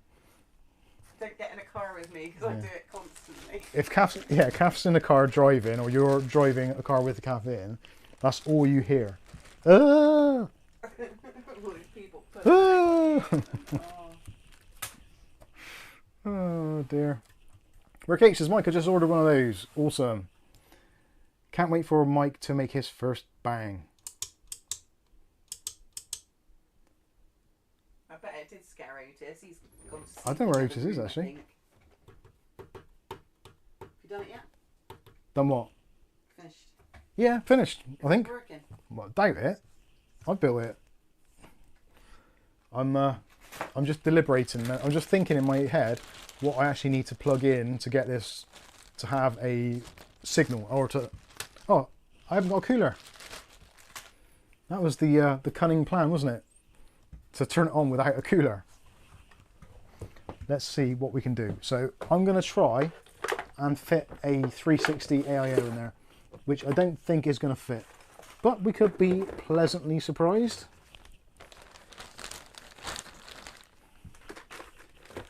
I'm just going to pack some of this stuff away so I don't start tripping over stuff, because I've got more boxes to get. Liquid freezer. Liquid freezer, is that what they're saying? Liquid freezer, liquid freezer. Okay. We will try that. Is there a heatsink on that CPU? No.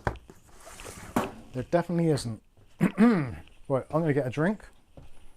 Very briefly. Feel free to talk to Kath while I'm drinking. Sweating.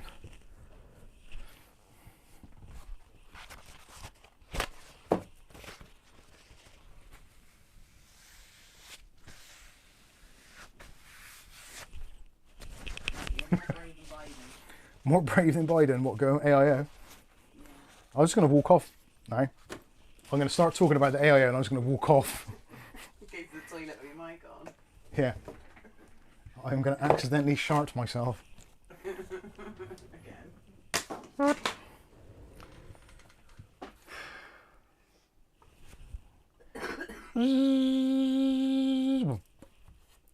Right then. So this obviously, I don't think it's going to work in the upright position with the AIO attached. Oh god, there's loads of crap on top of here. Can't I just put a stock cooler on? That would be a lot easier from my point of view.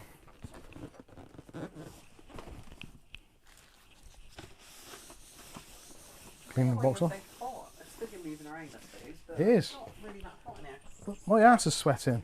Oh, babs. You're going to send that back to Amazon now, will you? That's what Uglybob said earlier. What's that? You're going to send it back because it's got a crack in it. What, my ass? Yeah.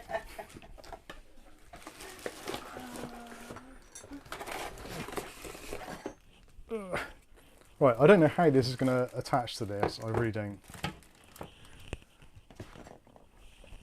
You might need to support the cooler with something. Front one.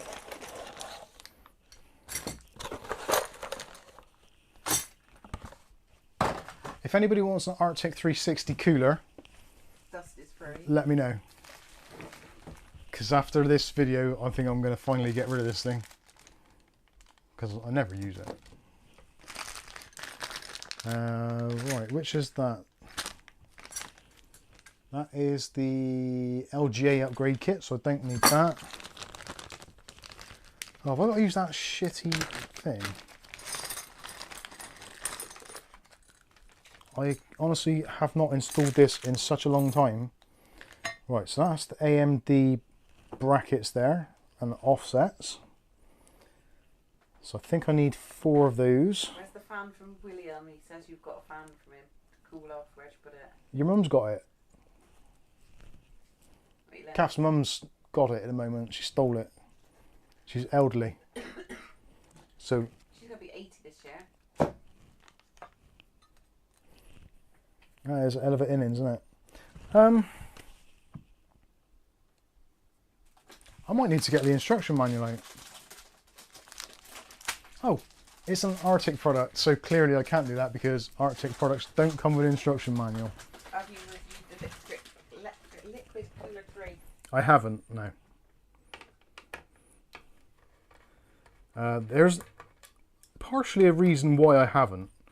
Arctic are a very unusual company, and part of that unusualness is their marketing and also their pricing. I personally think that Arctic have kind of lost the plot a little bit when it comes to pricing, because they had these coolers out and they were like a really good price, but then it was like, well, this is the introductory price. It's like, well, okay, that's fine, but what's the normal price going to be? Can you tell us about that? And they're like, well, we're not too sure. We think it's going to be 40% off. So, okay, that's not very helpful. Is it going to be that or is it not? And I don't know, I just don't really like working that way. If you've got a product out, just sell it for the price it's going to be. It's not rocket science, is it?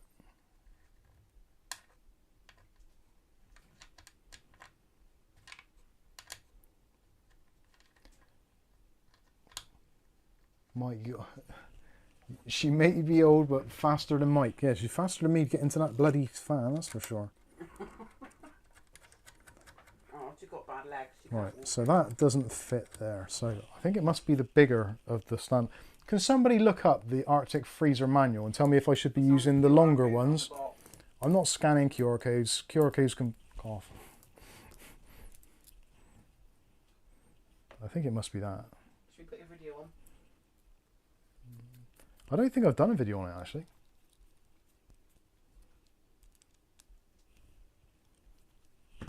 Alright, let's see if that fits. If that fits into this back plate, yes it does. No it doesn't. The screw thread is too long. I hate these things.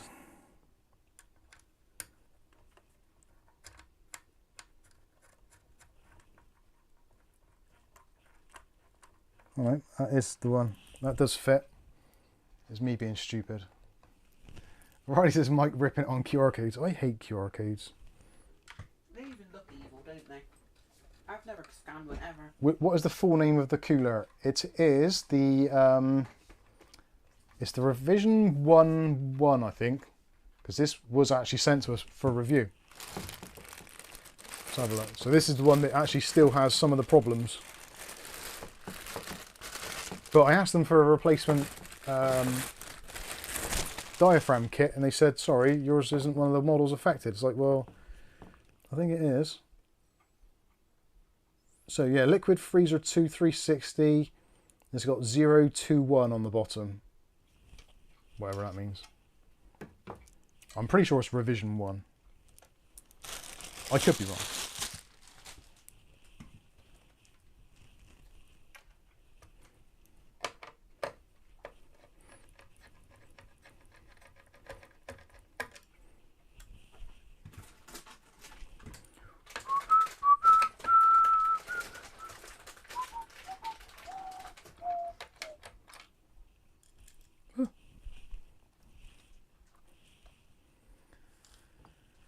Right, we're getting somewhere. Ah yeah, I remember why I didn't like this now. Yeah, because the bloody back plate falls through the back as soon as you try and do anything to it.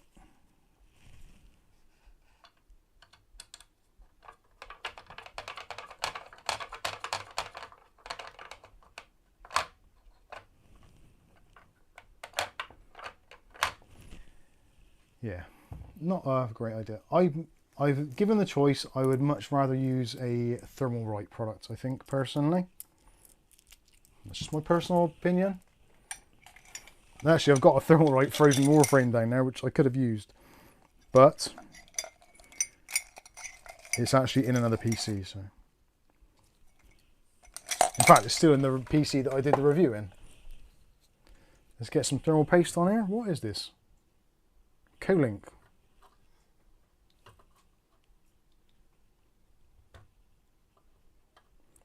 I'm not going for any benchmark records or anything on this. I'm just going to attach it and hope that it boots. they've got the same screwdriver as you. Yeah. Obviously a man of good taste and cheap morals.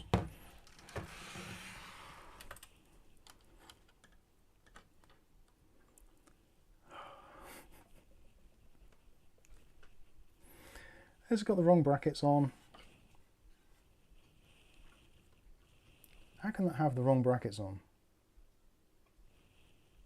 No, that is right, isn't it? I'm confusing myself now. Yeah, that's what it is. These go on first.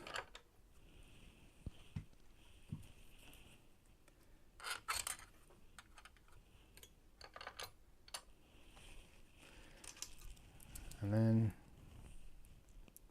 hang on, that can't be right. I'm definitely doing something wrong here.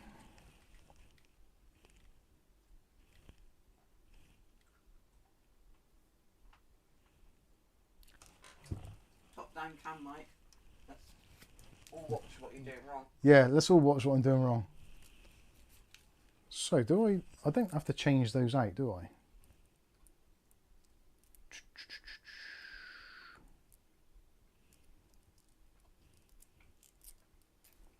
Aurali asks, is that an AIO you are installing or is it a Lego City build? I think it's a bit of both. I'm really confused. Spacers, then mounting bracket. But I've only got 4 thumb screws. Spacers, then mounting bracket. Yeah. Actually, have a look on that. Are those round the wrong way? Should that be inverted? Should those be facing inward? Yeah, because that's just the offset bracket, isn't it? I don't need that. I don't think. But you can. Moth now. Huh? I've got a moth that keeps trying to fly into my mouth.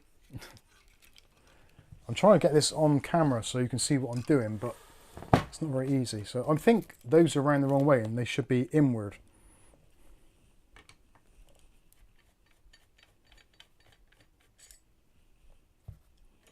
So I think they should be that way round.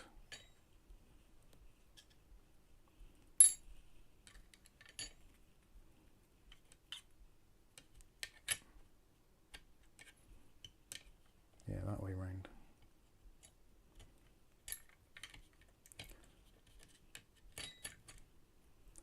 Yeah, this is, like I said, this is one of the early revisions where a lot of these things hadn't been kind of ironed out properly.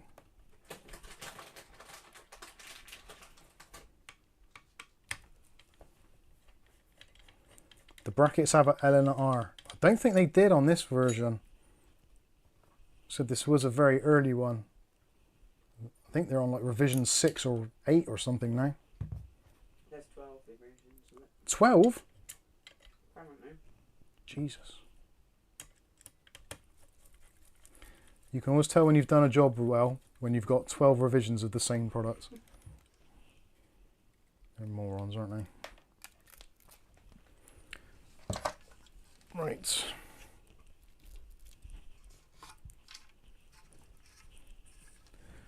So that is going to have to go up there somewhere. There we go. Now we're looking good. Mike, you had it right first time.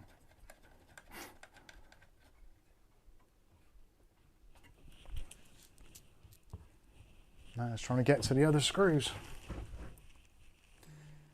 Yeah,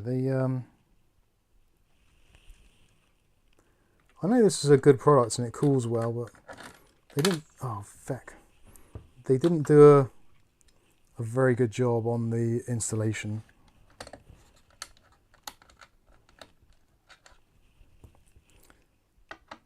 Loosen that off a minute.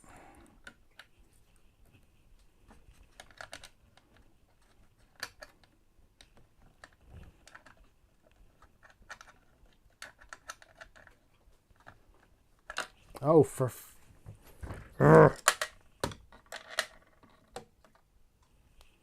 doesn't help either that the thumb screws are actually quite heavy.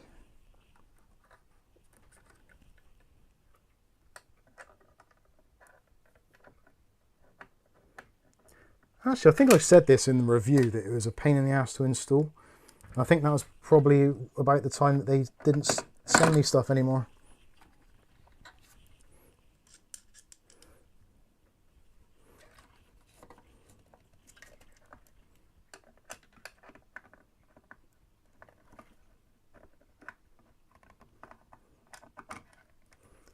Oh, you absolute arse.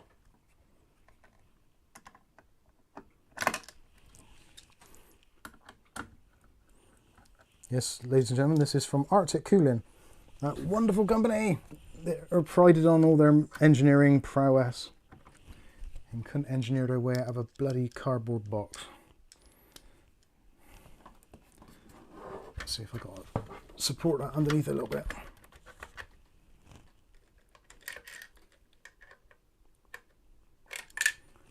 Ass!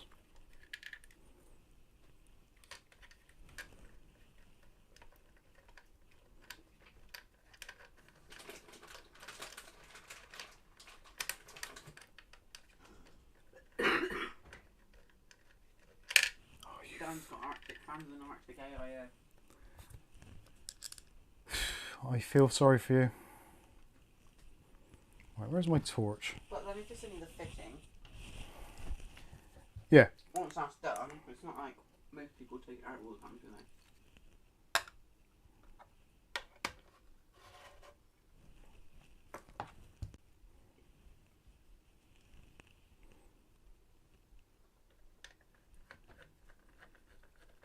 Yay! Getting somewhere. Yeah. To be honest, actually, it does help actually being able to see what you're doing. That Dutch Jan says for next time, put an air cooler on it. Roger that.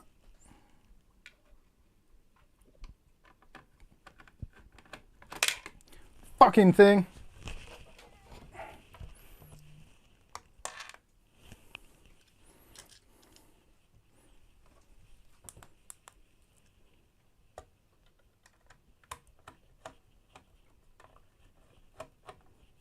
This is the most stupid design.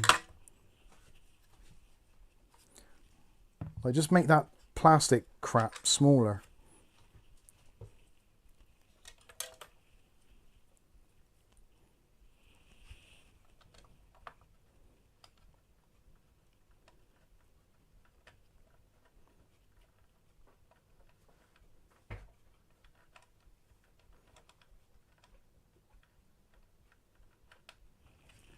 Right, let me turn this round.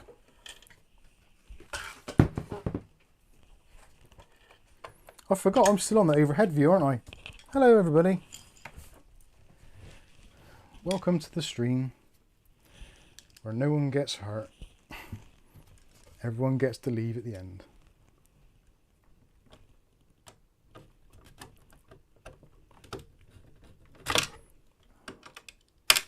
Like, this is ridiculous. There's such a tight thing there with the plastic. Is literally like where the screw is, so it's almost impossible to get it on.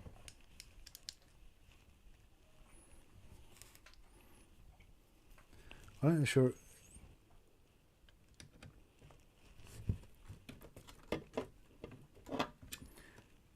Do I have to take that plastic off?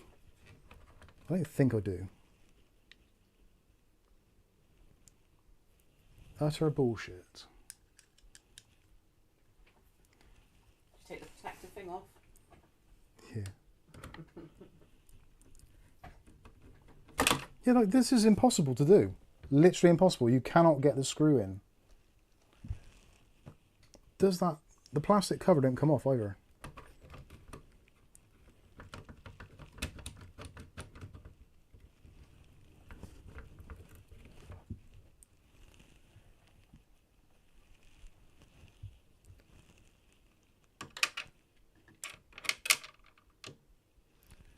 I've never I think this is why this thing ended up on the shelf and I never use it. Because it's just stupid. Actually stupid. That's why they sent a new mounting bracket that you could get for free. You just had to ask.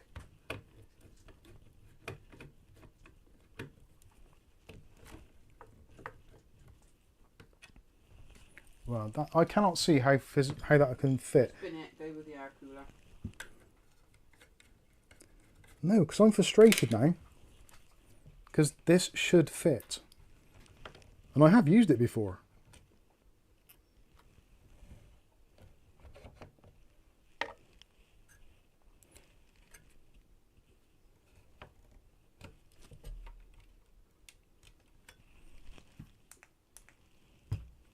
Gosh darn it. I'm going to look at this and see if it's me doing something stupid. Because it could be.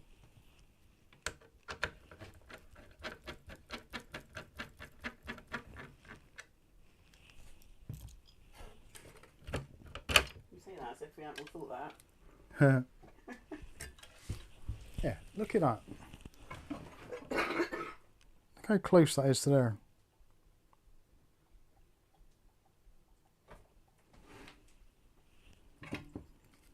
There's not even a way you can... Oh, for God's sake. There isn't actually even a way you can angle it or do anything differently. It's just really, really tight.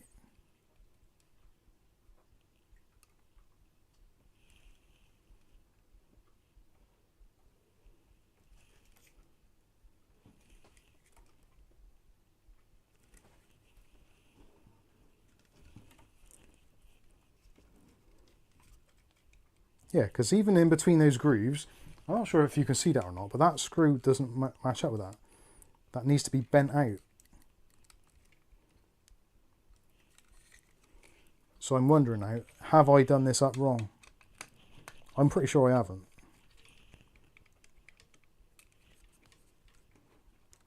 Because it'll only fit in one way.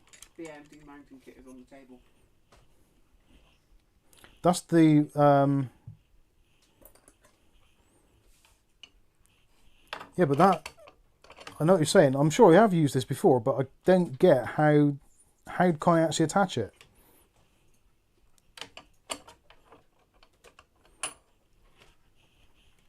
Like I said, I'm sure I have used this before.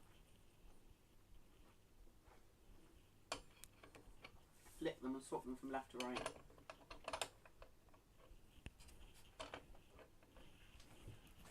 Flip them and swap them from left to right. Well, that...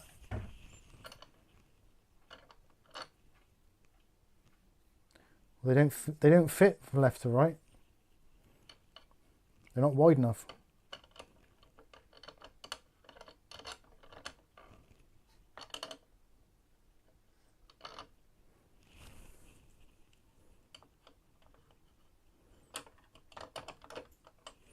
Let's try that. So in theory then, if that is right, that goes down onto there. And I guess use thumb screws to attach that, or do I use these screws instead? On the AIO, I mean. On the AIO, I mean. Oh, right, okay. Right, let's start this again. So get rid of that. Ditch these. No, actually. Yeah, so do I use these screws instead? And put that down through there. Then through that hole. Then into there.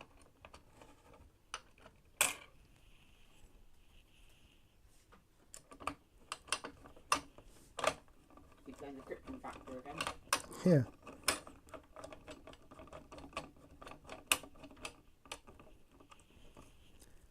Right.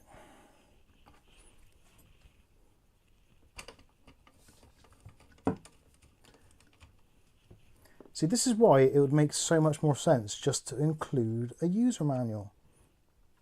Because if I don't have a PC or an audience to tell me what I'm doing wrong, you would never know. I still don't know, really.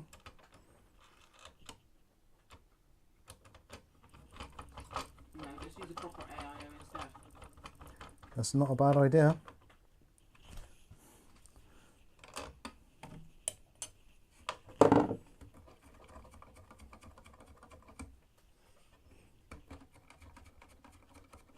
Use the screws with the thread at the end of the screws.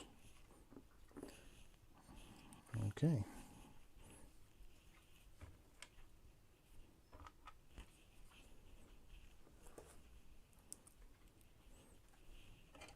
Quit that thing and just use a decent AIO. Or YouTube it. I actually did the bloody install video, I think, possibly. Although saying that, this was out, what, 5 years ago, if not more. So you'd have to excuse me a little bit.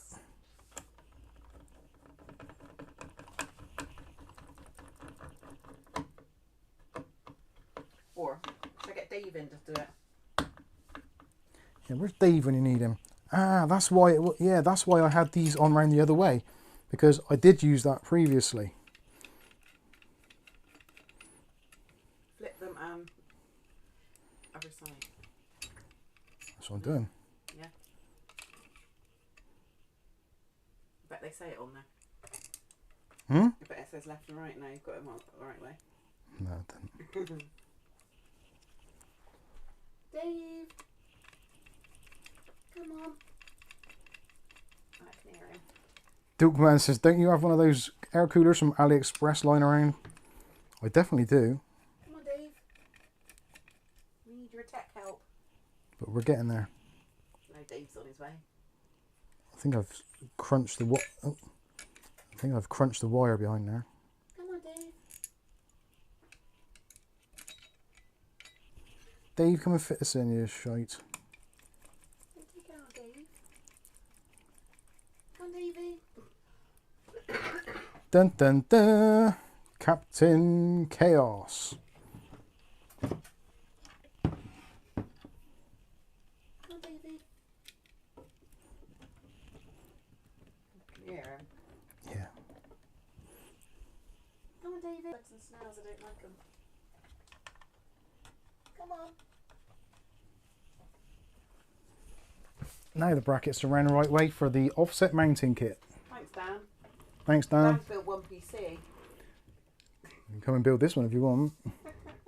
Putting you to shame.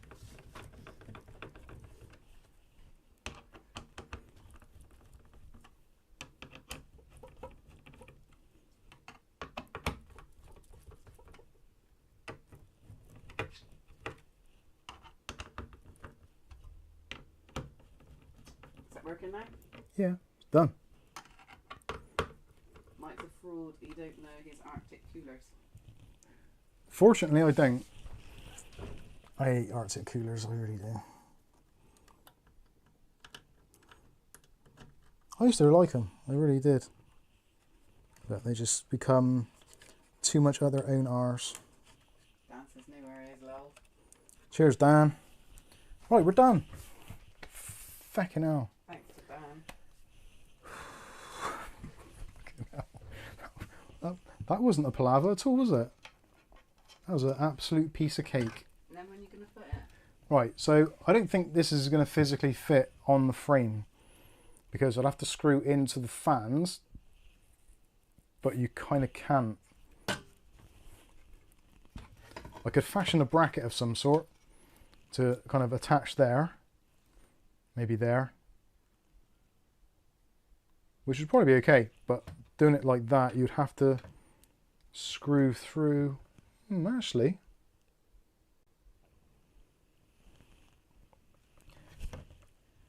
do you know what? That actually probably would work. Not today, though. We're just going to fire this thing up and see if it actually works. I'm sure it will. Oh, it might not now. It's certainly a lot harder to move with the AIO not being fully attached.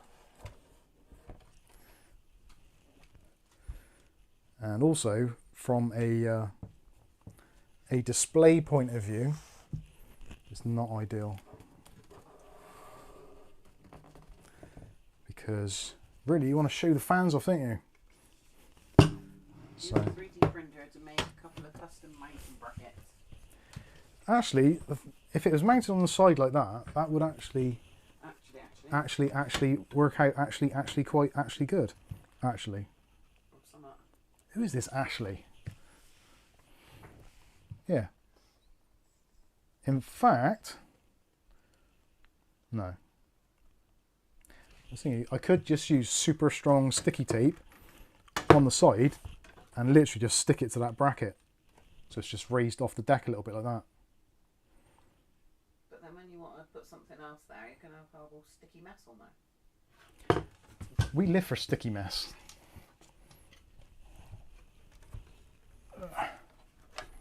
Careful you don't freeze that CPU. God. So yeah, stick it on the side. It's actually about the same height as well, so it wouldn't look too out of place.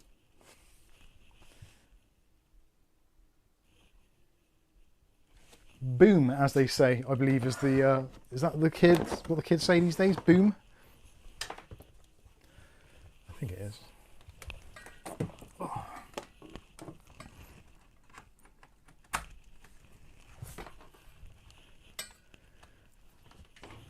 And tonight on Mike's Unboxing, Mike will mostly be sweating for your pleasure.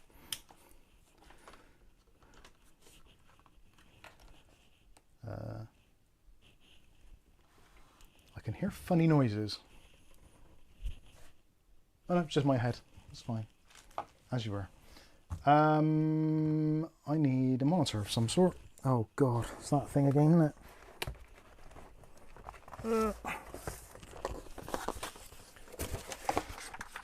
I don't know why I just don't leave this out somewhere. Oh I know, because I've got no bloody room. I envy YouTubers who've got their own little studio space and they can just walk away and close the door. Whole BBC prop store and it's still overfilled. Yeah, it wasn't my fault. No, I know it wasn't your fault, but it's still, everything gets like that. The more Oh, you yeah. have, the more space. Yeah, you grow into it, don't you? A bit like my size 32 Primarks. Oh, I'm so pleased, aren't you? Growing into them. Sideways. Right, USB. HDMI. I'm interested to see if there's actually anything on. Says 3D print some AIO feet and allow the screw to go through feet using the radiator mounting screws. That is a good idea. Didn't know if you'd understand the description from it. The only thing is, I'm not entirely sure if I am technically able to do that. That might be a Dave job. Actually, where's Dave? God damn it. Was he? Don't know if he still is. Okay.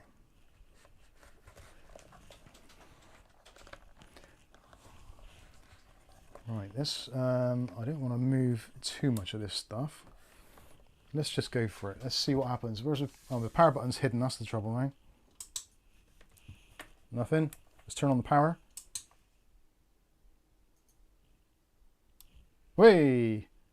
Oh, that delayed start gets me every time. I can hear water. Can you hear that?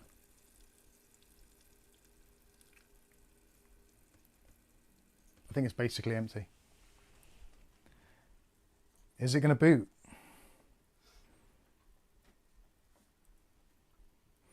It's got new RAM in it, so it might not. I think it's gonna.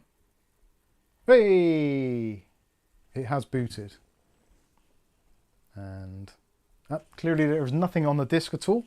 So we can go straight into the BIOS and take a look at the temperatures. And CPU core temperature is currently at 38C. 38, 37.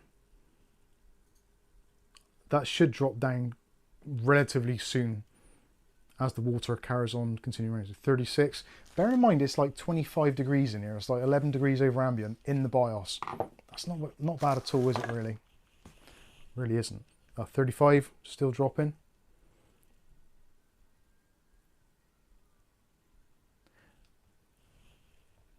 it still works. It says, can't you set up the shed as a studio? It has aircon. You can't even step in the shed. It's only stored in there. The shed's 8 foot by 6 foot. Literally, I can go like that and touch both walls. It's smaller than this room. Like that and touch both walls because they're packed with flat. Right, I'm going to drink some drink. 34 degrees. Dave just give you the designs for printing. Is it maybe Dave or Dave?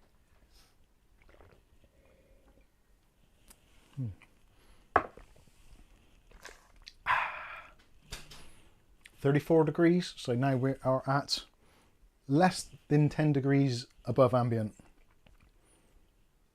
That's quite impressive. And it's very quiet. Apart from sirens. Although, there is something a little bit weird about this fan. Who is it again? It's a Ryzen 9 3900X. I'm going to put the microphone next to the fan, or the pump. There's like a twanging noise, which I can't really describe. Tell me if you can hear it. Asian's going.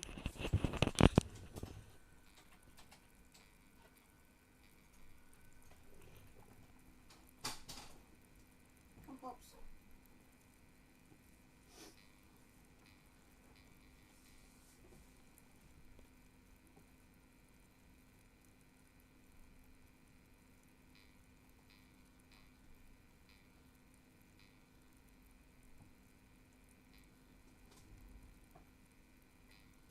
So can you hear that? It's like a twang, twang, twang, twang, twang. Was it? Do it again. Copy.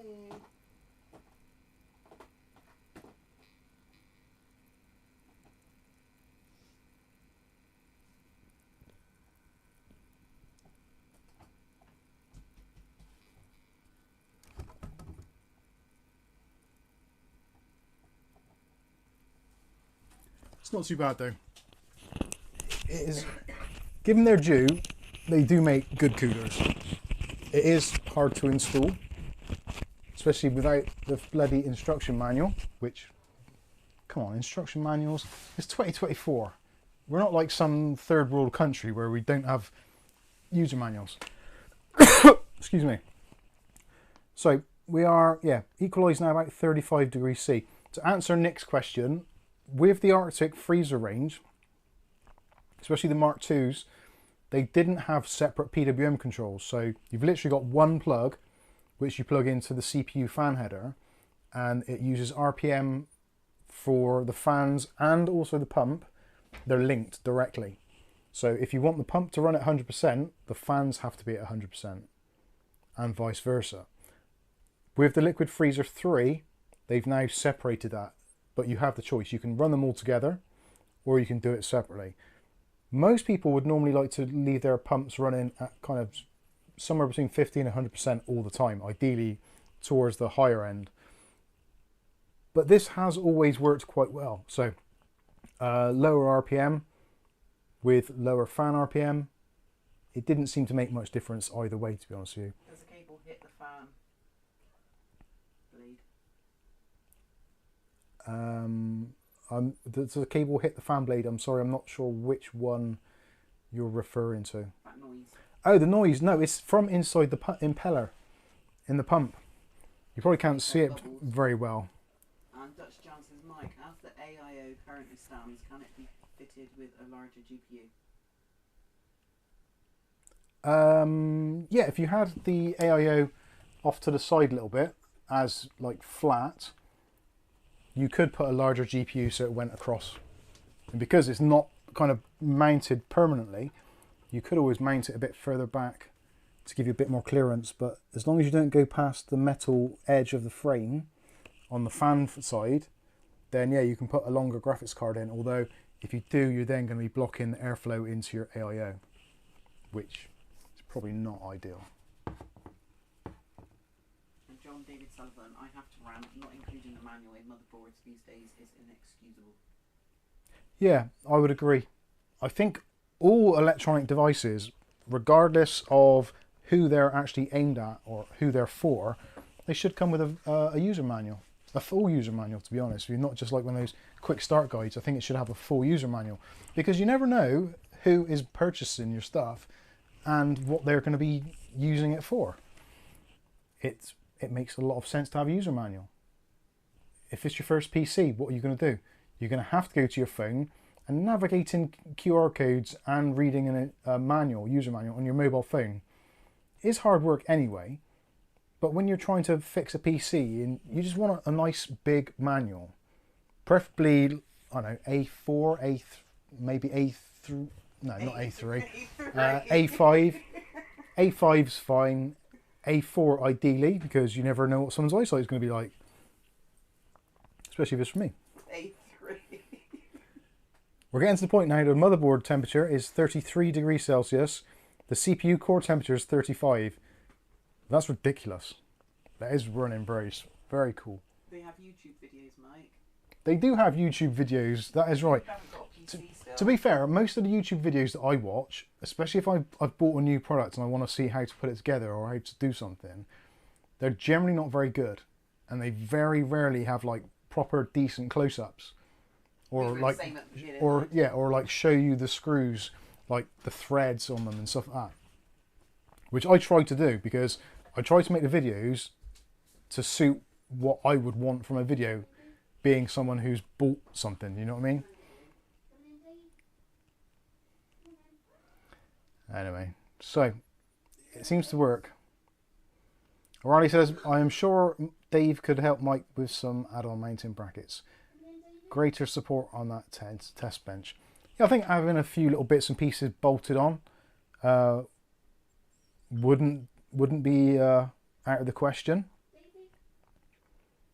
But then it does add to the bulk of it, which the whole point of this particular one, from what I can tell, especially from like the sales literature, is designed to be compact. And it certainly is. If you take out the AIO and just look at the actual test bench itself, it's very, very minimal. It really is.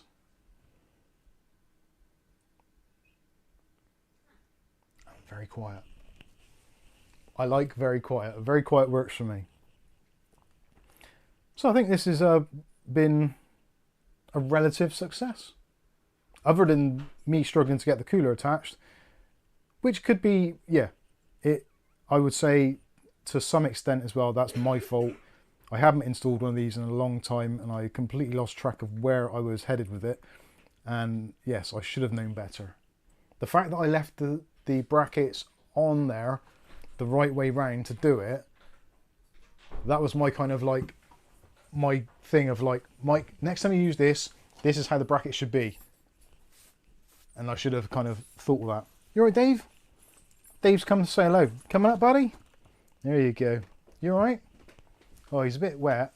I think he's got a slug on him. Oh, come on. Oh, he's definitely got a clinker. Dear Lord.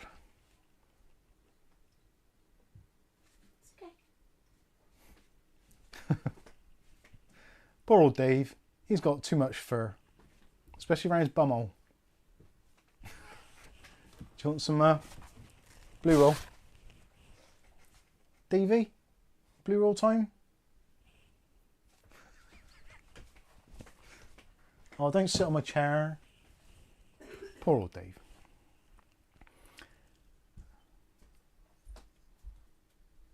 Mike is jealous of Dave. I am. He's got lots of hair. Bless his heart. Right, so I think that we could chalk this up as being a little bit of a success. Yeah, motherboard temperature is now 34 degrees C. The CPU is still 35. It's keeping rather cool, actually.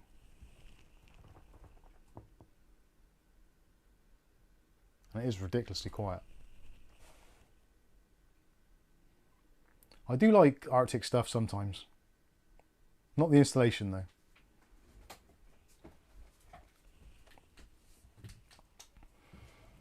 £20 super chat from Rasher. Thank you, Rasher. Says thanks, Mike and Calf.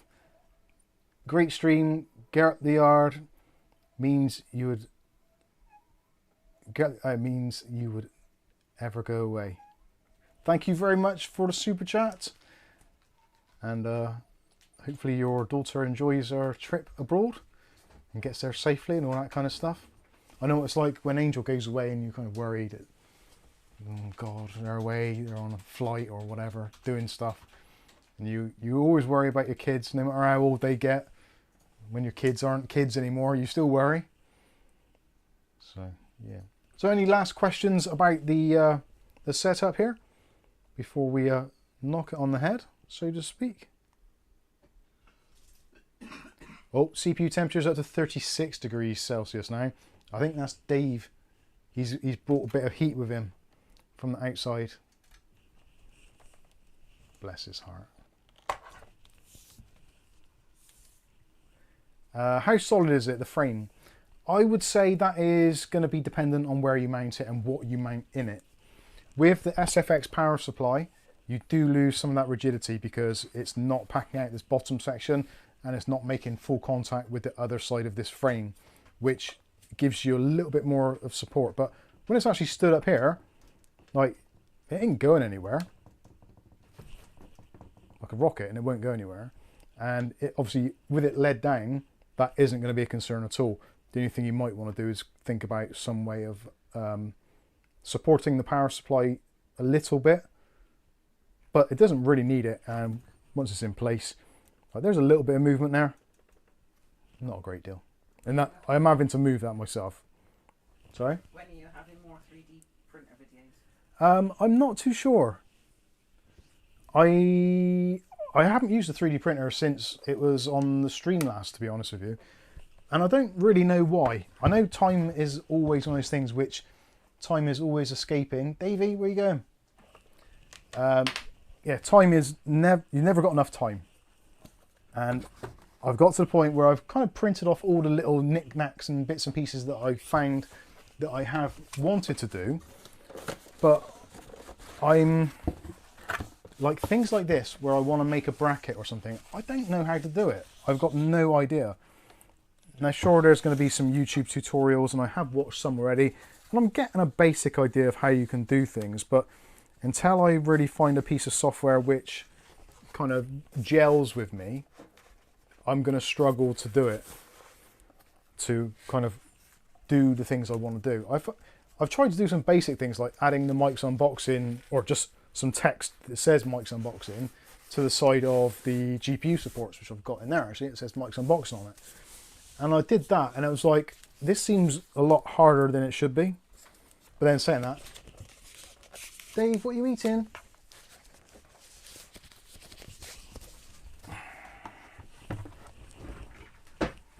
He's eating bubble wrap. No, he wants to get us that hole under your desk, I think. Dave's trying to eat my desk. You thought there was something under it, I think. What are you doing, you Wally? He's a funny kid. Tinkercad and Bamboo Studio is all I use. Right, Tinkercad, I might have to look at that then. Can you wall mount in it using the feet mounting holes? Yeah, you probably could. Just think, yeah, the only thing which there'll be a little bit of a standout because where the, well, let me put this away and I will show you what I mean. There's a couple of screws which hold on the drive mount at the back, and those stick out a little bit, so you might need to put some kind of spacer on the back of it. But yeah, actually, I didn't think of that. Wall mounting would be pretty cool. It'd be like the Thermaltake P3, but a much smaller and actually much cheaper version of it. So let me spin this round. Out, fingers. Zero Defects just ordered one via your link. Oh, nice one. Thank you. And Mark Bear's got a question. So those screws there, those stick out a little bit proud. So if you're thinking about taking the feet out and using the holes that are there to put screws through, then yeah, you might want to pack them out a little bit to take into account that. But if you're not putting any drives in the back, you're not using that frame, then yeah, they'll be absolutely fine. Yeah, that would definitely work.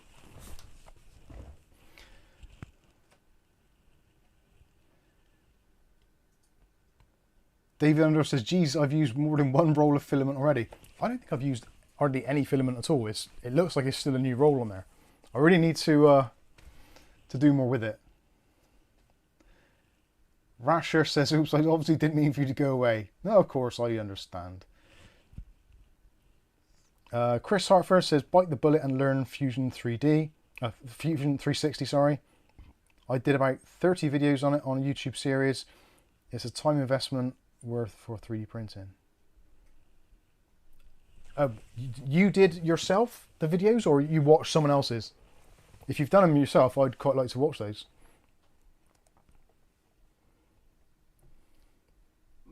Mark Barry above. He's got a Q. Mark Berry, Mike, question, have you had any problems with that Thermaltake AIO you reviewed yet? I like the look of it. It seems a bit cheaper than some others. The only thing that I've had a slight issue with, as I said in the review, was the fact that the software every now and then goes a little bit nuts with the LCD display. In terms of the actual performance of the pump, the fans and the radiator, absolutely perfect. Couldn't ask for more. The only thing is the software is a little bit glitchy. So if you're considering getting one, possibly if you don't want to have the slightly buggy nature of the software, you might want to go for one of the other versions, not the Warframe version. So just get one of the standard. I think it's the, I can't think what the name of it is now. But anyway, there's other Thermaltake AIOs which are basically using exactly the same pumps and technology, but they're not having the LCD screen on. They've just got like RGB or plain. Yeah, so yeah, Thermaltake AIOs, I've got no complaints whatsoever. And it makes life difficult because with Thermaltake doing so much good stuff at such low prices, it kind of begs the question, do you need to spend more money? Is there any point spending any more money? And what do you actually get when you do spend all that extra money? And the reality is, in most cases, you don't get a lot. So it's probably not really worth doing. I would certainly buy very happily a Thermaltake AIO with no hesitation. Just get on and buy one, use it. It's certainly easier to install, that's for damn sure. Whether or not it would be quite as quiet, but then having said that, with the Thermaltake stuff, once you've actually got the AIO itself and the radiator, if you want to swap out the fans for something else later, nothing's stopping you.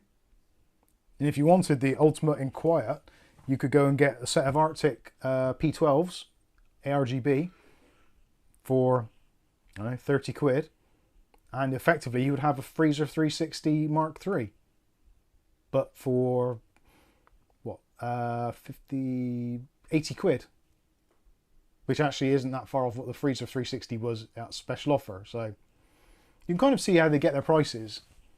Thermaltake are using cheaper fans, clearly. They're not terrible, but they are cheaper fans. So yeah, I suppose noise profile and performance-wise, there's options there. But yeah, if you don't want to spend a lot of money on an AIO, I would definitely buy one. If it wasn't for the fact that I got the Thermaltake review ones, I'd probably use Thermaltake ones.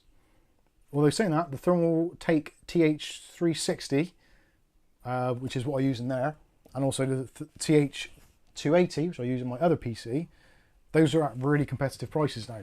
So I think they're taking on board what's going on, and they're starting to reduce their prices. Let's see, any more questions? Chris says someone else did it. It was a pro about the videos. Cool. Nick Barnes says, I assume if wall mounted, you can still change coolers without taking the motherboard out. Yeah. To be honest with you, if you're going with any of the Intel sockets or AM5, you don't have any issues. You don't really ever need to touch the backplate.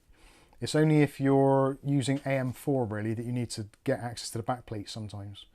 In which case, depending on the cooler, that is actually something, when you're trying to get to the backplate for the CPU cooler is slightly hidden by some of the metal of the frame. you can easily just get a Dremel or something and cut that section out if you really wanted to. But you can still get some access to it, and it's deep enough so that if the backplate falls out, you can slide it back in and put it into position. So it isn't a big deal. But yeah, in kind of full disclosure, potentially that might be a little bit of a problem for some people, but not too bad. Rick says, question, Prime Day so poor, you never really mentioned it. Yeah, it was awful. I picked up the RAM, which I've just put in here. There was a couple of things I had my eye on, I think, at the time. Some M.2 drives, but they didn't really get cheap enough. The odd graphics card passed by, and it's like, not great. The thing is, that week, eBay had some really good offers on. There was the AliExpress sale on as well. And like everyone and their uncle was getting in on it. AWDIT, they were posting deals almost every day. Scanware, eBuyer, they were all kind of getting in on it. And so I don't think there was any like spectacular deals. For the PC side of things, Amazon was great for other things like household items, some electricals, TVs, that sort of stuff. There were some good offers on 4K TVs. But for PC things, there wasn't really a lot to get excited about, which was a shame. But that is, yeah, it is kind of is what it is. Irie Wolfman says, pity it's not BTF style. Yeah, I was thinking that actually. Looking at it, I'm not too sure if you probably could trim away some of the metal to make it BTF compatible, but it would be quite a job. So yeah, I'm looking forward to AMD doing some BTF boards or some Project Zero boards, which are ATX, because if the new 9000 series Ryzen processors are as good as they look like they might be, I would really love to rebuild my Intel system and go with a an AMD 9000 series in there. Rash says, I saved a fortune during Prime Day sales. I bought nothing. Good for you. Hey Trev, how are you? David says, yes, Prime Day discount on A1 Mini was £5 off. Or $5 off. Great. Zero Defects says, there were no SSD deals. Made me a bit sad. Yeah, it's still, realistically now, even if you want a cheap M.2 1TB drive, the Fitquat FN 501, I think at the time now, is about the best deal, 48 quid, which is probably about £10 more than it should be, really. I think when 1TB NVMEs drop under £40, they're kind of in the buy zone. When they head towards 50, it's like, do you need it? If you need it, buy it. If you don't, you might as well wait.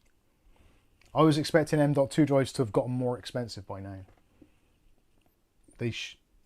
Based on the trajectory, which is hard for me to say, they should be nearing £60 for a cheap one in a month or so's time.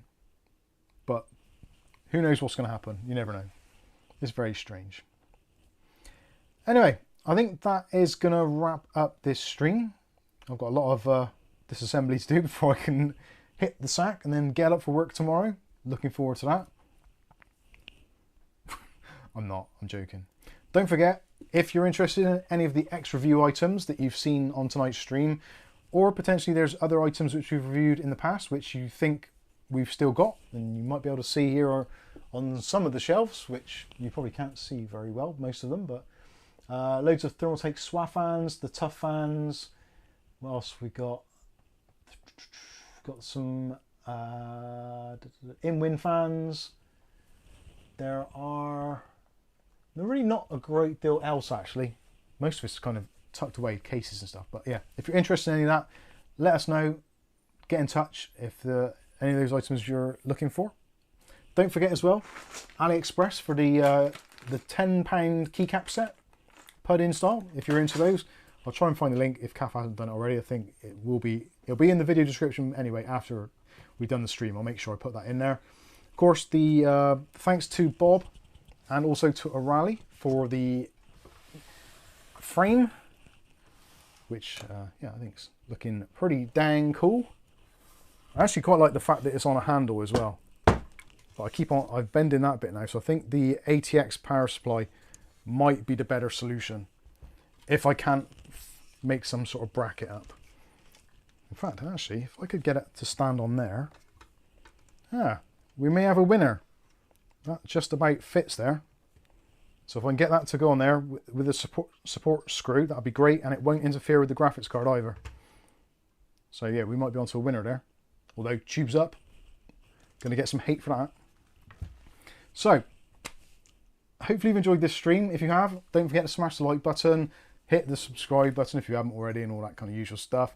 Don't forget you can join our Discord, which is completely free to do so. For those of you that have been asking, and I keep on getting it, there's emails and messages, and I've seen it on here as well. If you don't know how to use Discord, and you're interested in joining our Discord, or you just want to know what it's all about and what the kind of etiquette is, I have actually taken the time and recorded a very long video explaining on what the Discord is, how to use it, what the different rooms are, what the etiquette is, all that kind of stuff. So that's going to be coming out very shortly. It'll go out first to patrons, then to YouTube members, then it'll go out to the general public shortly after. If you want to see it early, I think if you join the free tier on Patreon, I think you also get access to the videos as well. I'm not entirely sure, so don't quote me to that. But if not, it will be out very shortly. So if you want to join our Discord, but you're a little bit hesitant or you don't want to talk in a chat room, I go into depth explaining how it all works, what rooms to post in, and kind of how to get started. So that will be coming out very soon. So hopefully you all enjoy that. But yeah, hopefully you enjoy the rest of your weekend. I've been Mike. This is Mike's Unboxing Reviews and How To, and hopefully we'll catch you in the very next video. Thanks for watching, and don't forget, no, I can't remember myself. Thanks everybody, catch you later, have a great rest of your weekend.